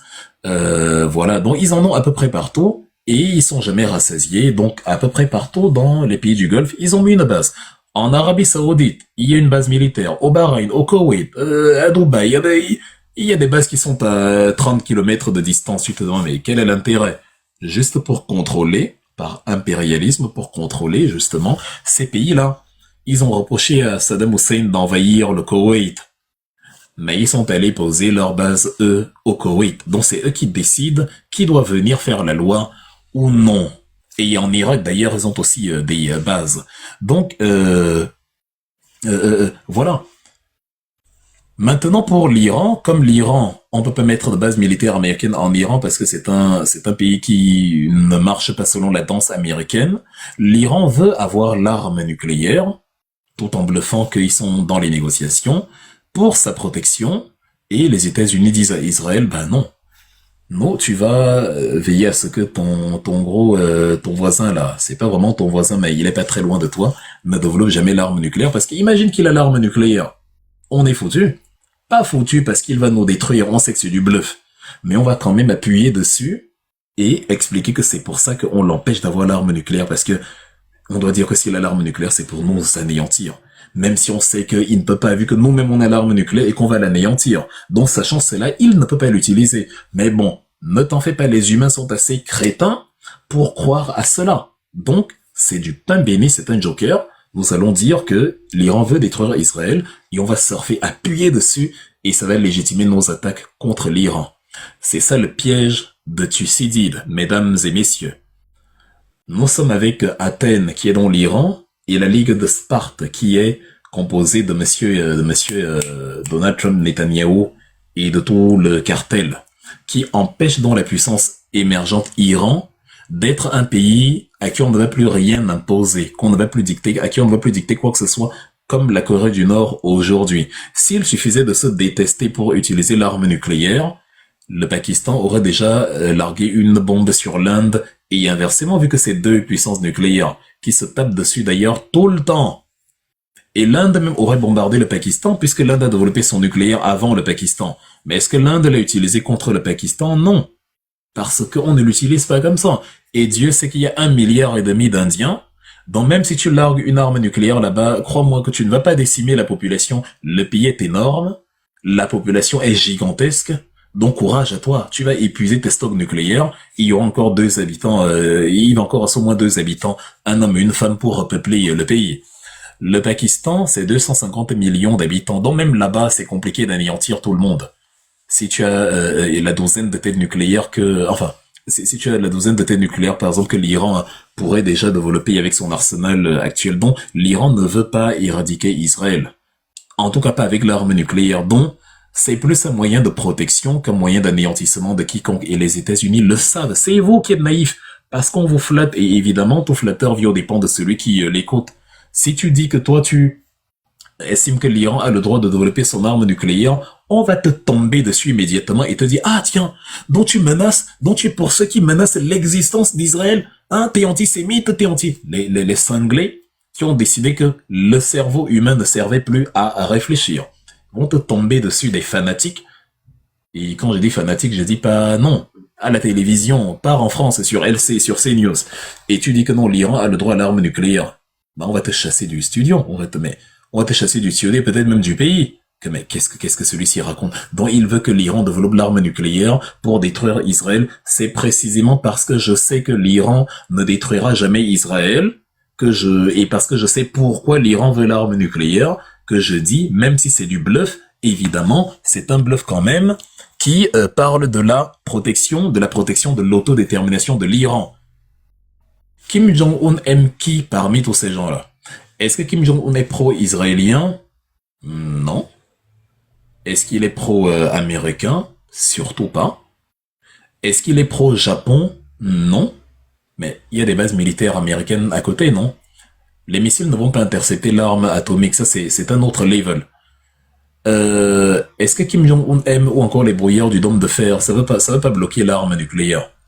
Même si ça explose au-dessus de vous, vous allez sentir l'onde par terre, ça va tout détruire. Est-ce que Kim Jong-un a utilisé l'arme nucléaire sur les bases américaines? Une base américaine non loin de chez lui, là, à Pyeongtaek, en Corée du Sud. Lui, il a Pyongyang. Il peut se lever un matin et dire, bon, moi j'ai bombardé là-bas, et je vous rappelle que la Corée du Nord et la Corée du Sud, depuis 1953, sont toujours en guerre. C'est toujours l'état de guerre entre les deux pays. C'est toujours l'état de guerre entre les deux pays. Il y a une zone fortement militarisée qu'on appelle fort paradoxalement zone démilitarisée. C'est très amusant. Zone démilitarisée, mais voilà, c'est une zone très militarisée entre les deux pays où de temps en temps, voilà, on s'insulte mutuellement et malgré tout, on n'a pas largué une bombe. Kim Jong-un a l'arme nucléaire, son ennemi juré, la Corée du Nord, ne l'a pas. La Corée du Sud ne l'a pas, mais il n'a jamais largué la bombe contre la Corée du Sud. Les Japonais, qu'il n'aime pas non plus tant que ça, n'ont pas l'arme nucléaire, mais lui, il n'a jamais utilisé l'arme nucléaire sur le Japon. Or, Kim Jong-un raconte tous les jours qu'il va détruire la planète entière. Donc, laissez ces histoires-là que l'Iran, les Iraniens disent à mort Israël, à mort. Mais vous attendez à quoi d'abord? Posons la question sérieusement. Un pays vient et te bombarde ta télé, bombarde la capitale, bombarde, élimine ton dirigeant. Et... Non mais vous attendez à quoi, sincèrement? Vous, donc, comme ils ont dit à mort Israël, vous imaginez que s'ils ont l'arme nucléaire, ils vont vous bombarder avec l'arme nucléaire. Mais sur le principe même, quand quelqu'un dit à mort, quand quelqu'un vient bombarder chez toi, quelle est ta réaction? Est-ce que tu as envie de lui offrir des fleurs? Est-ce que tu as envie de, je ne sais pas, tu dis, enfin, ce que les Iraniens crient dans les rues, c'est totalement compréhensible. Même les fondamentalistes israéliens disent que Israël, on va faire le grand Israël, dont à mort la Palestine. C'est pas pour autant qu'ils éradiquent toute la Palestine, parce qu'il y a des trucs qui empêchent qu'ils le fassent. Or, ils le voudraient bien, c'est ce que j'expliquais tout à l'heure. Si tu laisses Bezalel Smotrich tout seul, dans une île déserte avec les Palestiniens, il les éradique tous. Tu laisses Netanyahou tout seul, il les éradique tous. Il fait semblant de les aimer, mais il les éradique tous. Mahmoud Abbas et tout le monde, il les éradique tous. Donc, les Iraniens, c'est pareil. Mahmoud Ahmadinejad, qui est décédé hier, ou avant-hier, détestait Israël au plus haut point. C'est évident, c'est sûr. Mais Mahmoud Ahmadinejad, même avec l'arme nucléaire en sa possession, n'aurait pas appuyé sur le bouton pour bombarder Israël, parce que Mahmoud Ahmadinejad tenait à l'Iran, son pays. Et bombarder Israël en sachant que ça va détruire l'Iran tout entier, il n'aurait jamais fait ça. C'est une question de logique, mais vous refusez la logique. France 24 pense pour vous, la ZDF pense pour vous, la BBC pense pour vous. Tout le monde pense, sauf vous. On pense à votre place, on définit à votre place de là où se trouve la vérité. Et elle n'est jamais là où on vous dit qu'elle se trouve. Donc, c'est aussi simple que ça. C'est une logique d'autodétermination et voilà ce qui conduit les Israéliens à mener cette guerre d'agression qu'ils appellent frappe préventive, où ils ne vont évidemment pas atteindre leur but de guerre. Nous regarderons les infos au fur et à mesure quand nous allons passer à la partie, à la partie interactive du live. Donc, j'étais juste en train d'exposer le fait que le guide suprême iranien a donc été éradiqué et les Iraniens ont décrété 40 jours de deuil national et 7 jours fériés. Trump s'est réjoui, il a dit qu'il vient d'éliminer l'individu le plus malfaisant de l'histoire. Je ne suis pas sûr que si on demande aux Iraniens ce qu'ils pensent de Trump, ils vont dire que c'est un démocrate qui est venu nous aider. Je ne pense pas que les Américains eux-mêmes sont convaincus que mener une frappe contre un pays sans l'aval de l'ONU et sans consulter le Congrès fait partie de ce que un dirigeant démocratique ou démocrate devrait y faire. Et d'ailleurs, en parlant de démocrates, les démocrates, dont le Parti démocrate aux États-Unis, demandent de se rayer compte à Donald Trump, d'autant plus que il a perdu des soldats, des gens, et que lui-même, il sait qu'il va en perdre, puisqu'il l'a dit. Vous allez frapper l'Iran avec plus d'intensité, mais c'est un régime qui sait faire le dos rond évidemment qu'ils vont continuer de frapper. Évidemment, ils vont frapper avec beaucoup plus d'intensité. C'est pas une guerre de qui fait le plus rapidement. Trump a dit que oui, les buts de guerre, on est en avance sur nos buts de guerre et tout. Bon, vous savez qu'il extrapole toujours beaucoup. Ce n'est pas parce que tu as commencé en premier que tu vas t'en sortir gagnant. Ça, comment dire, la doctrine élémentaire de la guerre nous apprend ça. Si tu as éliminé 40 gardiens de la Révolution le premier jour, tu as bombardé les commissariats, les machins le deuxième, troisième jour. Rien ne dit que le huitième jour, toi, tu ne vas pas perdre 100 personnes. Rien. C'est pas une guerre de qui fait quoi le premier jour. Non, c'est pas comme ça. Même aux États-Unis, les Japonais ont d'abord bombardé Pearl Harbor avant que les Américains, 4 ans plus tard, n'utilisent la bombe atomique parce que de toute façon, quand on a bombardé Pearl Harbor, ils n'avaient même pas encore l'arme nucléaire. Donc c'est pas le premier à frapper qui va gagner forcément. Dans la guerre des 12 jours, Israël était également le premier à frapper. Mais monsieur Ali Khamenei et ses services ont mis tellement à mal les services de protection israéliens que ça a commencé à faiblir et Trump était obligé de sonner l'arrêt des hostilités parce que il ne voulait pas donner plus d'intercepteurs aux Israéliens puisque même les États-Unis en ont besoin dans le worst case. On va pas tout vous livrer quand même, à un moment donné, faut penser à nous.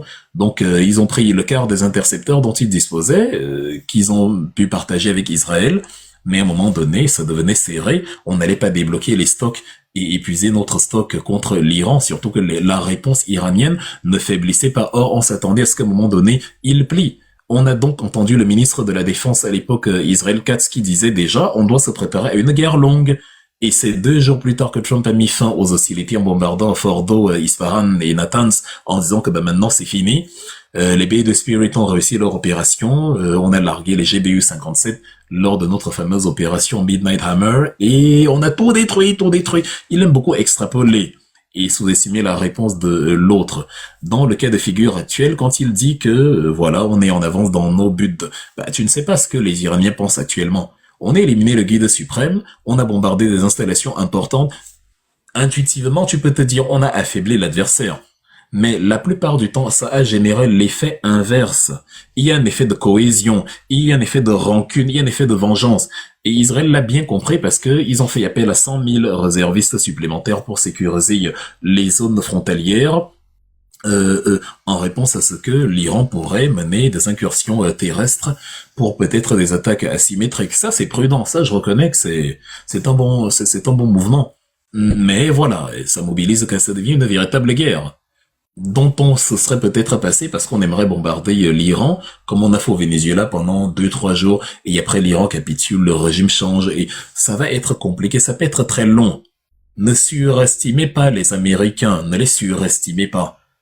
Ils avaient les mêmes porte-avions face à l'Afghanistan, les mêmes B-2 Spirit existaient déjà, ils sont construits dans les années 80. Ils existaient déjà. Le Gerald Ford, oui, il est tout récent, mais le Lincoln, c'est-à-dire, ils avaient une quinzaine de porte-avions depuis. Le USS Nimitz, le USS Ronald Reagan, ils ont des porte-avions à l'appel. Ils en avaient déjà en Afghanistan. Bon, c'est un pays à l'intérieur des terres, mais bref, peu importe. Ils avaient déjà tous ces avions, tous ces chasseurs. Ça n'a pas empêché les talibans de rester au pouvoir en Afghanistan. Et l'Afghanistan est bien moins armé, bien moins résilient, bien moins résistant que l'Iran. Et ils n'ont quand même pas pu prendre l'Afghanistan. Vous pensez qu'ils vont prendre l'Iran?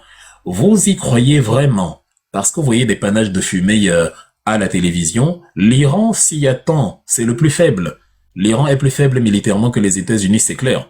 Donc du coup, les panaches de fumée, les assassinats des leaders, ils s'y attendent, c'est prévu.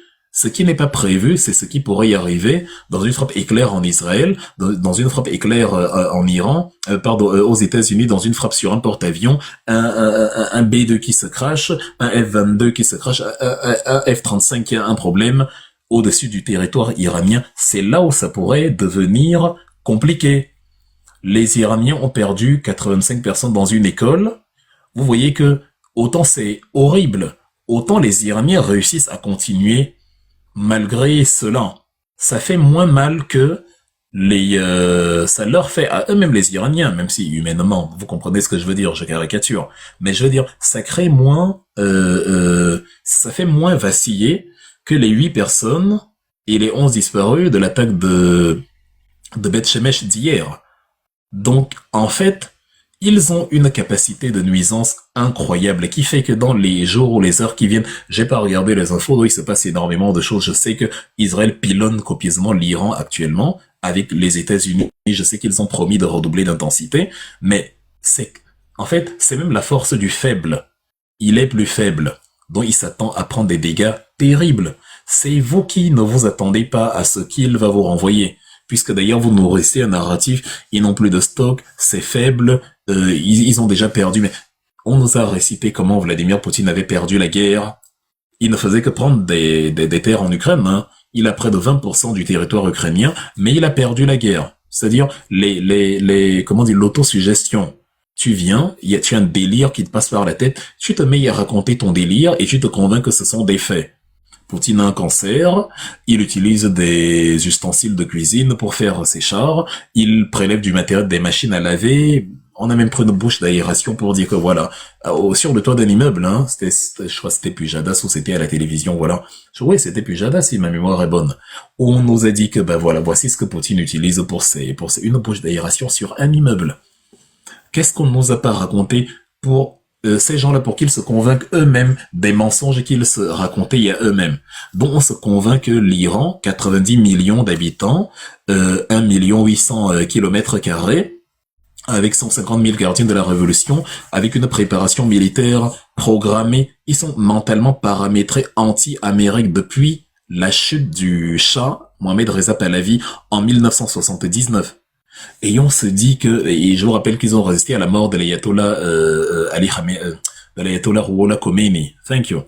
Ils ont résisté à la mort de l'ayatollah Rouhollah Khomeini en 89. Ils ont nommé monsieur Ali Khamenei. Et en 37 ans, les États-Unis n'ont pas pu renverser l'ayatollah Ali Khamenei. Encore heureux qu'ils ont pu le tuer cette fois-ci.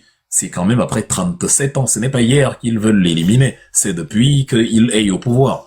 Comme ils voulaient éliminer l'ayatollah Khomeini de toute façon, parce que l'anti-américanisme est clair de la part de tous ces gens. Donc, sous-estimer l'adversaire serait la pire erreur possible, parce qu'on pilonne l'Iran copieusement, mais l'Iran fait vivre un cauchemar absolu aux populations israéliennes. Parce qu'on est on est à l'étape de l'exposition de la chronologie et des faits. Les sirènes ont retenti à Tel Aviv, à Jérusalem, à peu près partout, même dans le centre d'Israël, justement, tout au long de la nuit, parce que les gens, justement, voyaient venir les missiles, parce que les intercepteurs, je pense que c'est la base aux Émirats Arabes Unis qui parlait de 137 missiles qui avaient été tirés et 209 drones.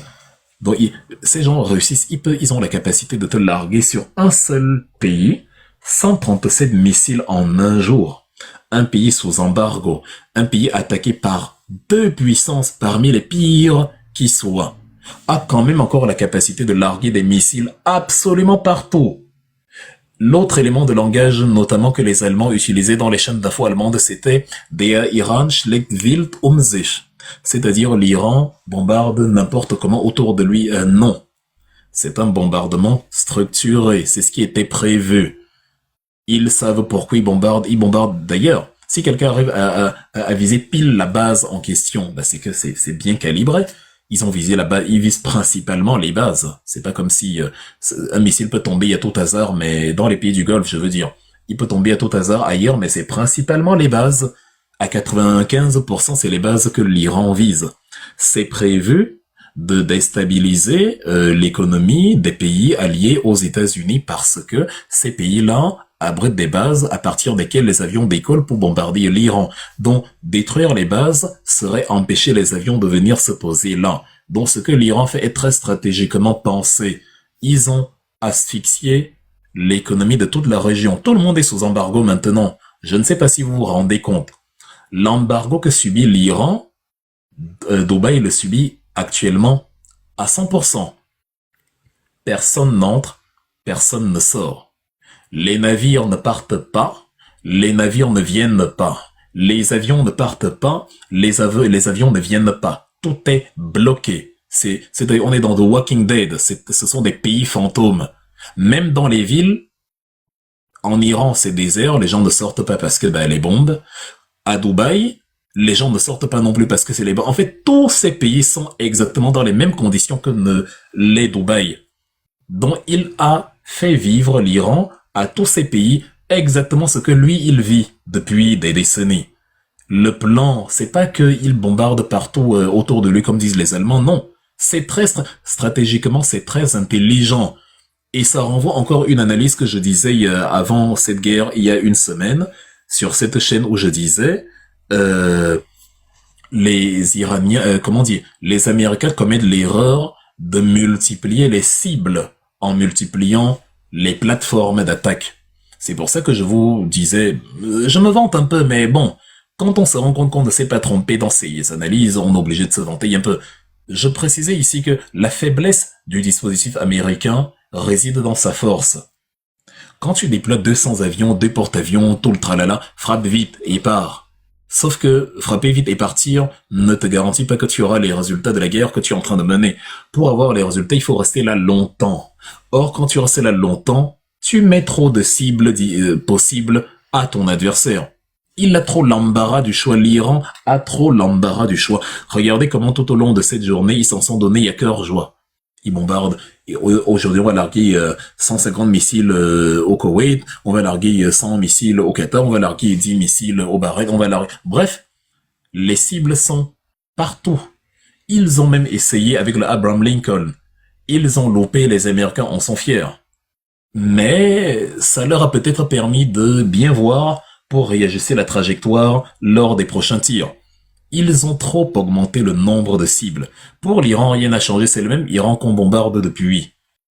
En fait, méfiez-vous quand vous vous battez face à un faible. C'est pour ça que je n'aime pas les combats avec les faibles. J'aime les combats avec les forts, j'aime les défis. Parce que étant le plus faible, je peux perdre, je n'ai rien à perdre. Mais si je combats un faible, je peux me faire humilier. Parce que les dégâts, je peux tuer le faible. C'est pas grave, ça va pas faire scandale. Le Real Madrid peut taper Osasuna 6-0. Mais si Osasuna tape le Real Madrid, ça fait un peu de tâche. On se demande comment tu te fais battre par Osasuna. Quand même. Limite quand tu gagnes Osasuna, on dit oui, et alors tu as gagné Osasuna. Ben, c'est normal. Il y a quel mérite à ça, là?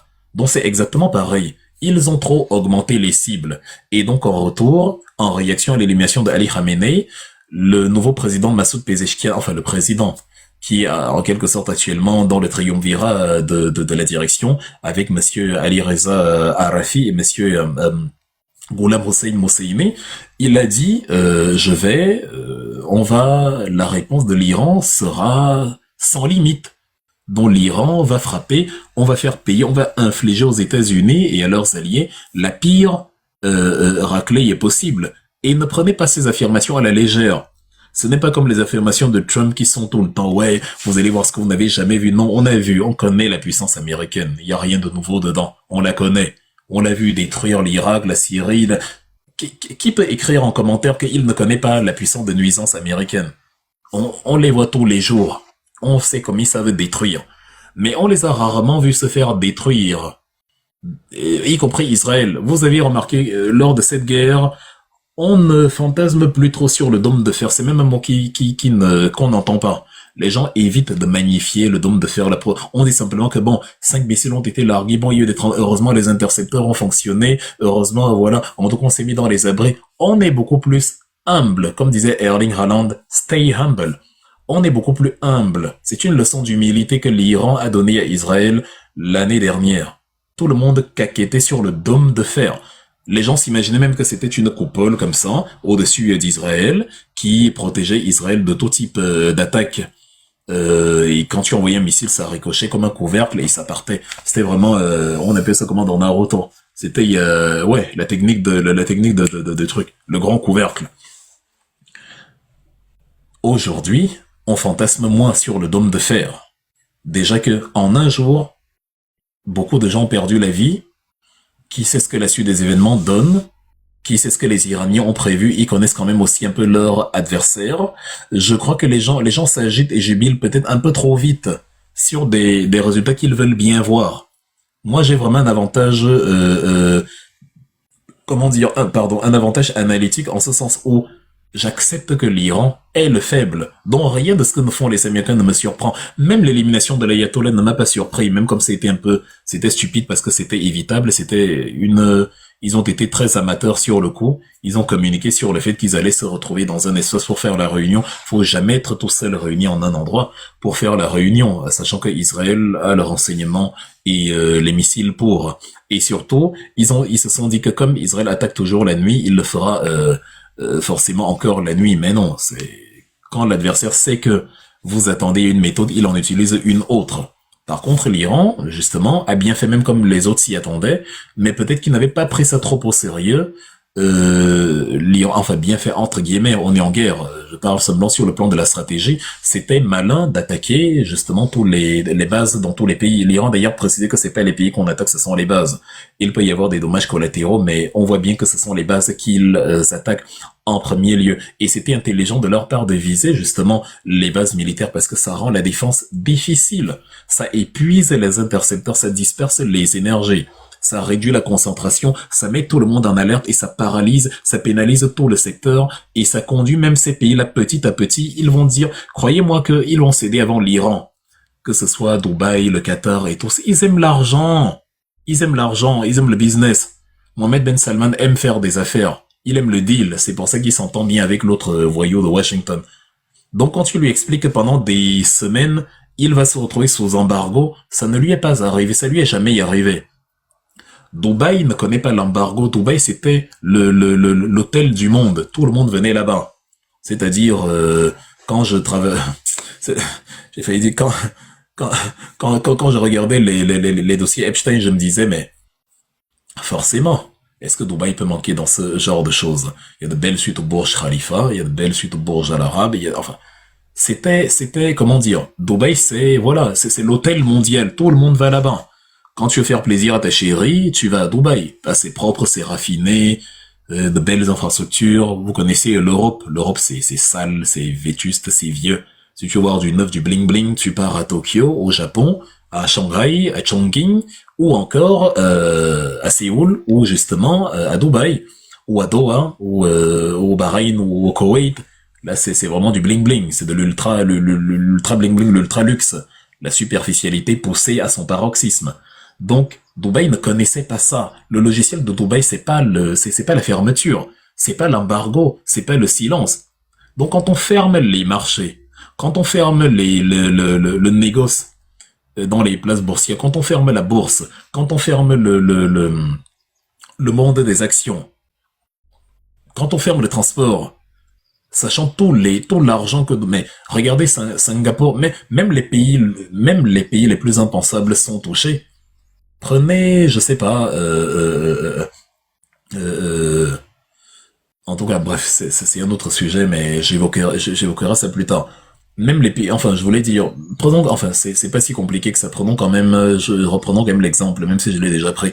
Prenez, je sais pas, les pays reculés comme Singapour, l'Australie, la Nouvelle-Zélande, les pays vraiment plongés, soit en Asie du Sud, soit encore plus loin, qui ne peuvent pas facilement toujours faire des vols directs de A à A.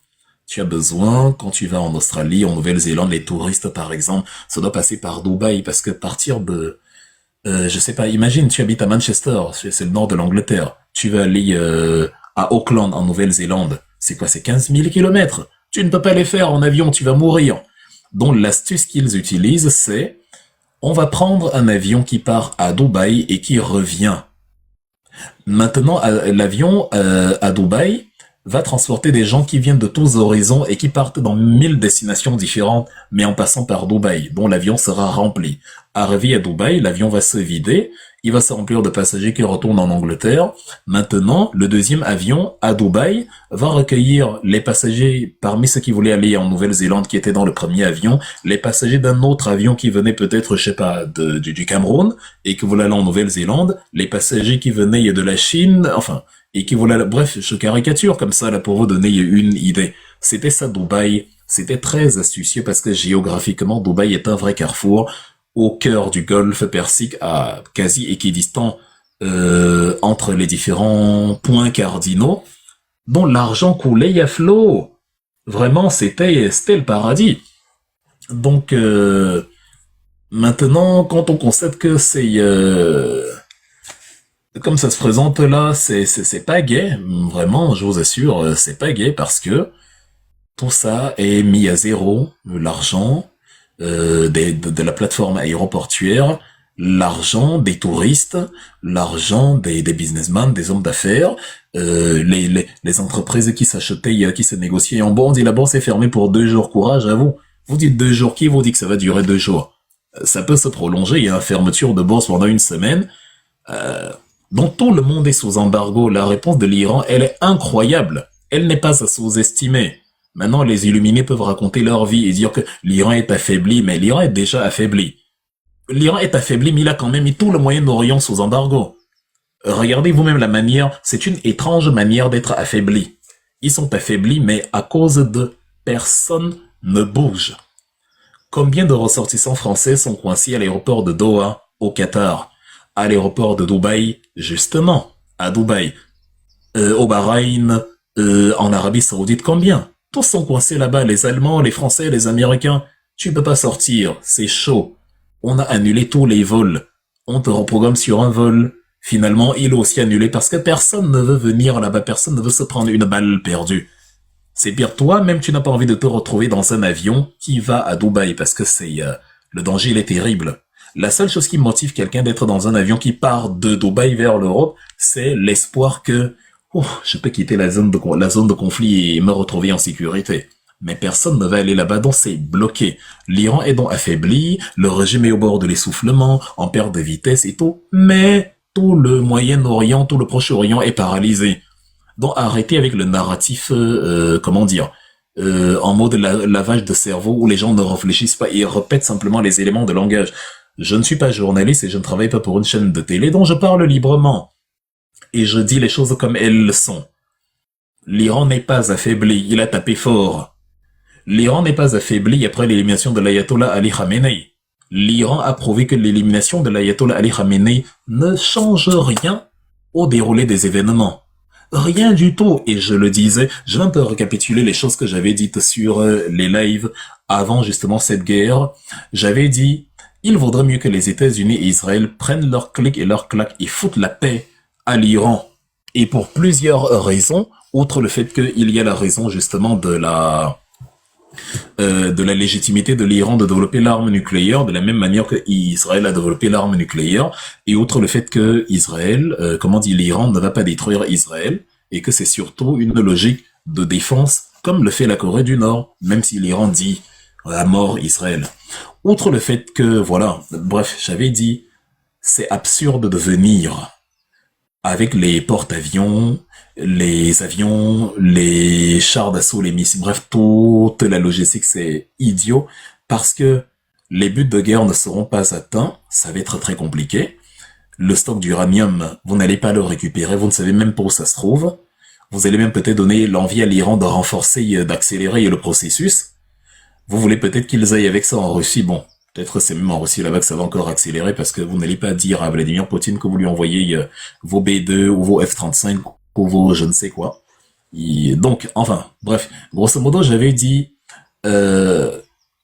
c'est absurde parce que éliminer les gardiens de la révolution,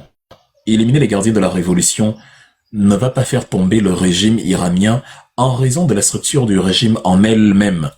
C'est un régime résilient qui connaît les États-Unis depuis la chute du Shah Pahlavi en 79 et qui, depuis 79, dont est l'avènement de l'ayatollah Ruhollah Khomeini, a appris à s'opposer à la superpuissance américaine.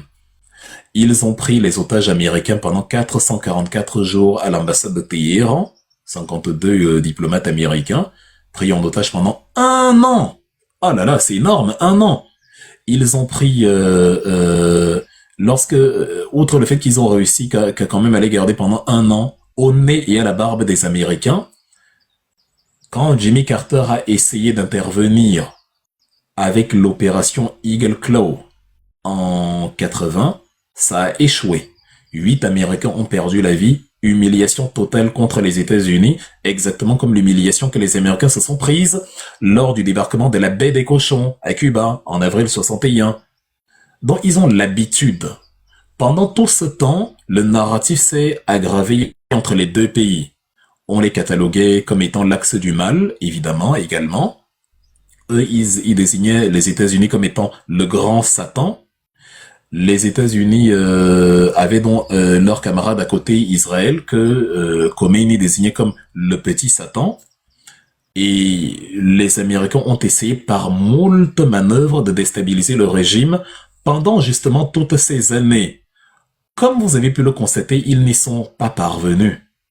Ce n'est pas aujourd'hui, avec 2 porte-avions et 200 avions, que ça va fonctionner. Pas du tout, ça ne peut pas fonctionner. Ils ne vont pas les faire tomber à cause de cette résilience historique. Il s'est passé exactement ce que je vous ai dit dans le live d'il y a une semaine. Les Iraniens sont capables de renouveler la chaîne de commandement immédiatement après qu'elle ait été rompue.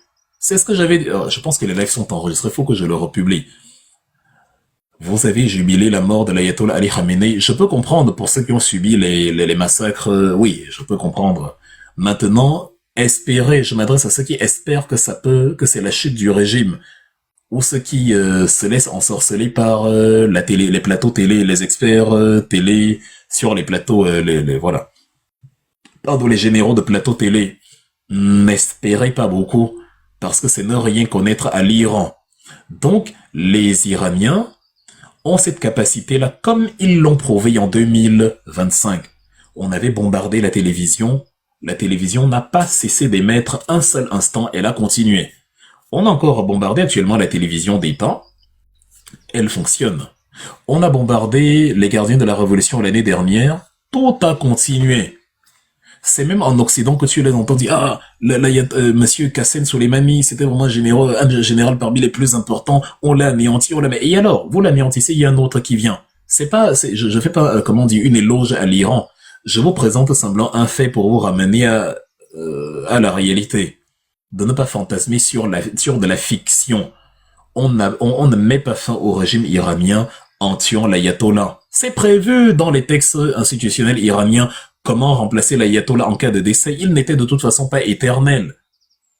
Mais vous savez vous-même, imaginez qu'on avait éliminé Donald Trump. Ça aurait mis fin à la guerre. Elle n'aurait pas continué. Ça aurait mis fin à la guerre. Parce que ça aurait créé un choc. Peut-être que les Américains seraient venus après pour autre chose.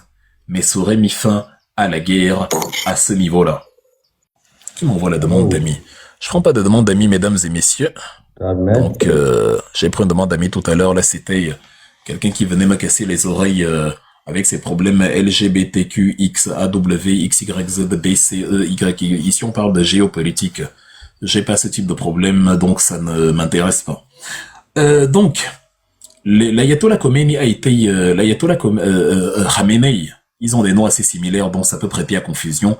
Khamenei a été assassiné. Et la chaîne de commandement n'est pas rompue, vous le voyez bien. Tout le dispositif, en fait, c'est comme si ils s'y attendent. Souvenez-vous de ce que Mohamed Bagher, le président du Parlement iranien, disait. On a préparé tous les scénarios. On s'est préparé à tous les scénarios. Donc, on s'est préparé à ce que vous coupez la tête de 100 personnes, 200. On a le plan B, le plan C, c'est un peu comme les LGBTQ, XAW, XYZ, BW. C'est la même chose. On a toutes les lettres de l'alphabet, plan A, plan B, plan X, plan double, bref, double Z. Immédiatement, on a mis en place le mécanisme qui existait dans la Rome antique. César, Pompée, Crassus, le triumvirat. Tu as Massoud Pezeshkian, le président. Tu as Gholam Hosseini, l'autre, le deuxième larron. Et tu as monsieur Ali Reza Arafi, qui est le conseiller juridique des gardiens de la Révolution. Et bah c'est reparti pour un tour. Si vous voulez éliminer les et jubiler encore qu'on a éliminé Massoud Pezeshkian, immédiatement après, on va vous dire que bah voici la nouvelle direction, etc., etc. Au Cameroun, le MRC a connu un cas similaire lorsque les gens se faisaient arrêter lors des manifestations de 2019-2020. On a arrêté monsieur Maurice Kamto, président du MRC. On l'a mis en prison. Immédiatement, notre vice-président très compétent après le relais, Mamadou Mota, il a organisé des marches, on l'a aussi arrêté. Immédiatement, madame Thierry Noah a pris le relais et le MRC a continué pendant 9 mois à fonctionner. alors qu'on coupait la tête de ses leaders à tout moment. On a mis Albert Nzonga en prison, Christian Pende Koka qui était dans comment dire, dans l'establishment du parti ou de ses alliés à l'époque était en prison. Tu avais de gros poissons en prison et le parti fonctionnait. L'Iran, c'est la même chose, ça s'appelle la résilience. Si vous voulez, je dis un discours qui vous plaît, mais qui est faux. Et comme ça, vous allez savoir que non, je ne soutiens pas l'Iran. Parce que quand on vous dit la vérité, ah, il soutient l'Iran, tu soutiens les dictateurs, les ayatollahs, des enfants qui ne veulent pas réfléchir. Donc, je suis obligé, moi, de vous dire la vérité, même si elle ne vous plaît pas, parce que vous êtes endoctriné par la télévision. Les Iraniens sont très résilients. Ils ne vont pas plier parce qu'on a éliminé un ayatollah. Et c'est comme ça qu'ils ont donc continué et qu'ils ont plutôt, intensifié les frappes. Ils ont donc mis en panique le Koweït, les Émirats, le Qatar, et totalement paralysé toute la structure. En même temps que on organise 40 jours de deuil et 7 jours fériés. Et pendant qu'on est en train de fantasmer ça, il assure le fait que, ah non, il est vraiment le régime aux abois, les Iraniens n'en veulent plus. Ce que nous voyons avec nos yeux, c'est des manifestations pro-régime. Actuellement, l'Irak, j'ai bien l'Irak, pas l'Iran. L'Irak est au bord de l'implosion à cause du soutien à Ali Khamenei. Les Irakiens sont prêts à en découdre avec la police. Ils sont en train ils veulent assiéger l'ambassade américaine. Ils veulent détruire l'ambassade américaine en représailles. Or, on nous chante que non, les Iraniens seraient... Non. Il y a des gens, comme en toute chose, qui soutiennent l'opposition, qui soutiennent Reza Pahlavi, qui soutiennent... Mais je vous rassure que la popularité de Reza Pahlavi, si on prend l'Iran de manière globale, c'est la même chose que la popularité d'Emmanuel Macron. Elle est faible. Vous prenez quelques petites personnes, ça et là, 5000 personnes ici, 10 000 personnes par là, vous publiez, vous dites, les Iraniens réclament le départ de l'ayatollah, des gardiens de la révolution. Non. Sur 90 millions d'Iraniens, ceux qui veulent que les États-Unis leur foutent la paix sont au moins 80 millions. Il y a personne là-bas qui veut voir Donald Trump, faut oublier. On entend quelques cris et des applaudissements à Téhéran. On dit voilà, les Iraniens jubilent l'action de Trump. Oh oui, c'est ce que vous voulez vous faire croire à vous-même. Mais si on pouvait établir un comparatif, même loin de l'Iran, vous le ressentez, la population iranienne, même celle qui veut se débarrasser des gardiens de la révolution, ne veut pas se débarrasser des gardiens de la révolution de cette manière. Même eux ont été effrayés, un pays étranger bombarde votre pays, le pylône à coups de missiles, et vous commencez à les soutenir, à chanter. Ils se disent vraiment que à ce moment-là, vous êtes leurs amis, vous êtes leurs... Mais c'est fou. Faut pas insulter l'intelligence des Iraniens. Et à ce point, c'est un peuple intelligent. C'est un peuple fier, c'est un peuple dur, c'est un peuple résilient. Ils ne sont pas si manipulables que ça. Bon, il y a toujours des illuminés qui vont se faire manipuler. La perfection n'existe pas. Mais je vous accorde 10 millions d'Iraniens sur les 80 millions. Ça fait donc qu'il y a 80 millions d'Iraniens, dont 8 fois plus. Une personne sur 8 va soutenir Reza Pahlavi. Et encore, je suis gentil. Mais les Iraniens ne veulent oublier ça, oublier le fantasme. Les Iraniens ne veulent pas que Trump leur apporte la démocratie. Il ne l'a apporté nulle part. Comment il va l'apporter comment les États-Unis vont apporter la démocratie en Iran alors qu'ils ne l'ont apporté nulle part?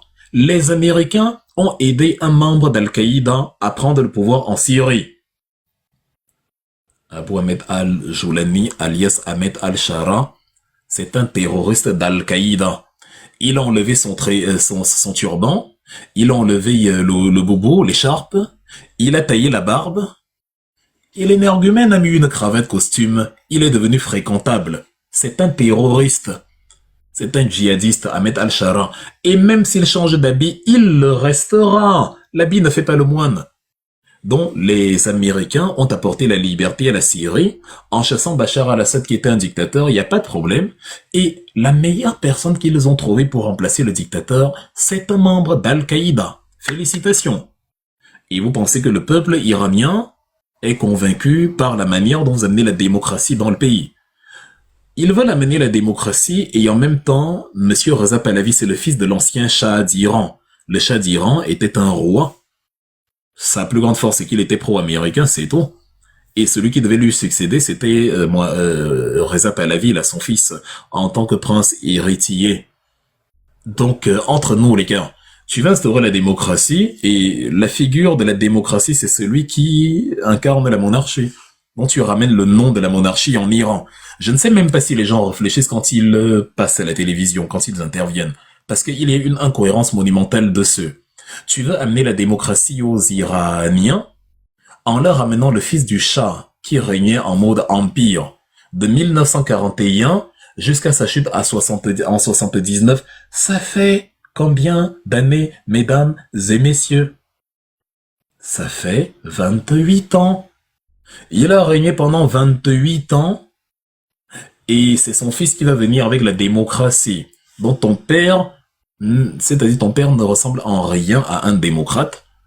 D'ailleurs, il a totalement, comment dire, torturé les Iraniens. Ce que vous voyez les gardiens de la révolution faire et qui vous donne envie d'amener les Américains pour intervenir en Iran. Comme vous ne connaissez pas l'histoire géopolitique du monde et que vous blablatez en regardant la télévision et en récitant ce que la télévision a dit à votre place, vous ne savez pas que monsieur Mohamed Reza Pahlavi, le père de Reza Pahlavi, avait instauré la loi martiale en Iran suite aux contestations des années 78. Et il y avait totalement, comment dire, réprimé les manifestations, mais d'une manière terrible. D'où le gain de popularité, entre autres, de monsieur Rouhollah Khomeini, qui, après une dizaine, quinzaine d'années d'exil en Irak, se retrouve en France, à partir de laquelle il prépare son retour. Il y a une campagne qu'on va faire contre lui dans les journaux iraniens, qui va plutôt mettre le feu au pot, la diabolisation de l'ennemi. Celui dont le fils vous raconte là qu'il va venir instaurer la démocratie, les Iraniens ont chassé son père, parce qu'ils ne voulaient pas de la dynastie Pahlavi. Je n'ai pas vu les Iraniens chasser l'ayatollah Ali Khamenei, ils ont essayé, ça n'a pas fonctionné. Ça veut dire que, un peu comme au Cameroun, bon, et encore au Cameroun c'est différent parce que la population n'a pas la même éducation politique et pense que les choses sont obtenues facilement. Et on leur a même donné des alternatives factices en leur présentant cela comme étant le changement dont ils ont, comment dire, ils ont courbé la tête, ils ont courbé les chines et se sont fait entuber comme pas possible. Par contre, les Iraniens savent que les dictatures sont chassées par les révolutions populaires. Et pour que ça fonctionne, il faut que ce soit d'une envergure terrible. À Isfahan, à Mashhad, à Téhéran, il faut que les révolutions, ça gagne toutes ces villes-là pour que le régime tombe pendant des jours, voire une année entière. Parce que avec l'ayatollah, le Shah d'Iran, c'était pendant plusieurs mois, c'était très long. Or là, on a vu des gens manifester principalement à Téhéran. C'est vrai que c'est l'épicentre de la chose, mais la politique de l'Iran est telle que c'est tout le pays qui doit prendre, en plus de la capitale, pour que justement, il y ait cette collusion et cette symbiose d'énergie et de manifestation, et pour que tout le monde entier constate que oui, on veut en découdre avec les ayatollahs. On n'a pas eu ce genre de choses. Et bizarrement, celui dont on a chassé le père, parce que c'est un vil dictateur, Reza Pahlavi, c'est lui là qui vient et qui dit « Je vous apporte la démocratie ». Donc en fait, on vous ramène la même démocratie qu'on vous a ramené quand on a chassé les talibans en Afghanistan pour faire venir les talibans. Ce n'est pas, c'est plus une erreur de langage, je dis bien, on a chassé les talibans en Afghanistan pour faire venir les talibans. C'est le même type de démocratie qu'on veut ramener aux Iraniens. On veut ramener aux Iraniens le fait d'avoir chassé Bachar al-Assad pour installer un leader d'Al-Qaïda, Ahmed al-Shara. En Irak, on a chassé Saddam Hussein, dictateur qui a annexé le Koweït, qui tire sur son peuple, qui avait des armes de destruction massive. Et qu'est-ce qui est venu à la place? Qu'est-ce que les Américains nous ont offert à la place? L'État islamique. Le même État islamique qui sont allés y combattre, hein. L'État islamique plus le développement, l'émancipation d'Al-Qaïda. Donc, les solutions américaines sont toujours bizarroïdes. Elles ne sont pas convaincantes. Moi, je ne sais pas pour vous. Franchement, je suis, comment dire, je me dis, nous, les humains, la particularité, ce qui nous distingue des animaux, c'est que on a un cerveau dont on peut se servir pour réfléchir. C'est d'ailleurs ce à quoi cerveau renvoie. On a un cerveau, faut s'en servir. Donc, quand tu as vu l'histoire et que tu as un cerveau dont tu te sers, tu comprends que ces manœuvres-là ne vont aboutir à rien. C'est de l'arnaque, c'est de l'enfumage, c'est des guerres impérialistes américaines. Ils n'aiment pas le peuple iranien. Trump n'aime pas le peuple iranien. Il n'a aucune démocratie qu'il vient y apporter.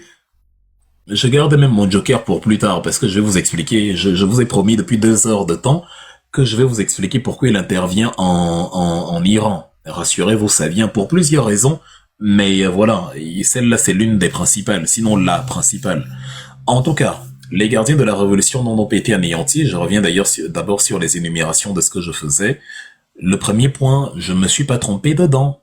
Les gardiens de la révolution, ils ont été assassinés, mais le système des gardiens de la révolution n'a pas été anéanti et ne le sera pas. J'ai même tendance à dire que le régime iranien est impossible à renverser. Il ne faut jamais dire jamais, mais sur ce coup-ci, j'ai tendance à me mouiller. C'est trop compliqué. Le conflit va s'enliser, plus le temps va passer. À un moment donné, quand ils vont bombarder tout ce qu'il y a à bombarder, bah, ce sera quoi la suite en fait? Imagine qu'ils bombardent tout, mais que le régime est encore là. Le régime va leur demander, bon, maintenant vous avez tout bombardé, c'est quoi la suite? Nous, on est donc toujours là. Ou bien vous allez rentrer et dire encore que bah vous avez détruit les sites nucléaires, les sites machin, mais c'est tout. En tout cas, nous, on est encore là. On va donc redévelopper tout, recommencer à zéro. Et on ne sait pas si le cycle va encore recommencer de cette manière, mais en fait, dans l'application, ça va être dur. Qu'est-ce qu'ils sont allés faire là-bas, en fait? Bonne question. On fait beaucoup de spectacles, c'est vraiment la politique spectacle, on remue beaucoup de terre, on déplace beaucoup de fumée, ça coûte la vie à beaucoup de gens, mais les résultats ne sont pas atteints. C'est ce que je disais dans la première analyse, il y a quelques jours, une semaine avant la guerre, c'est ce que je redis encore ici. La chaîne de commandement qu'on veut briser, qu'on veut casser, elle est toujours là. Merci pour la force, chers frères et sœurs. Comment dire, le triumvirat, les leaders qui assurent actuellement la transition ont prévu de réunir le conseil d'experts. On nous dit c'est 88 personnes qui se réunissent donc autour de la question de la suite pour le remplacement de l'ayatollah Ali Khamenei, le prochain guide suprême. Donc, ils vont en fait reconstituer la structure exactement pareille. Là, tu entends les gens dire oui, mais la question est dans les médias. La question est est-ce que cette manière de gouverner n'a-t-elle pas fait son temps?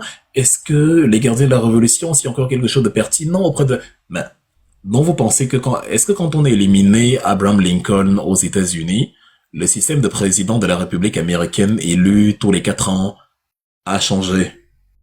On éliminait, attends, je vais regarder. Je pense que Gerald Ford en question, parmi les présidents qu'on a éliminés, je pense qu'il y avait Gerald Ford justement, un peu comme McKinley. Alors, je pense que lui aussi, je vais regarder truc.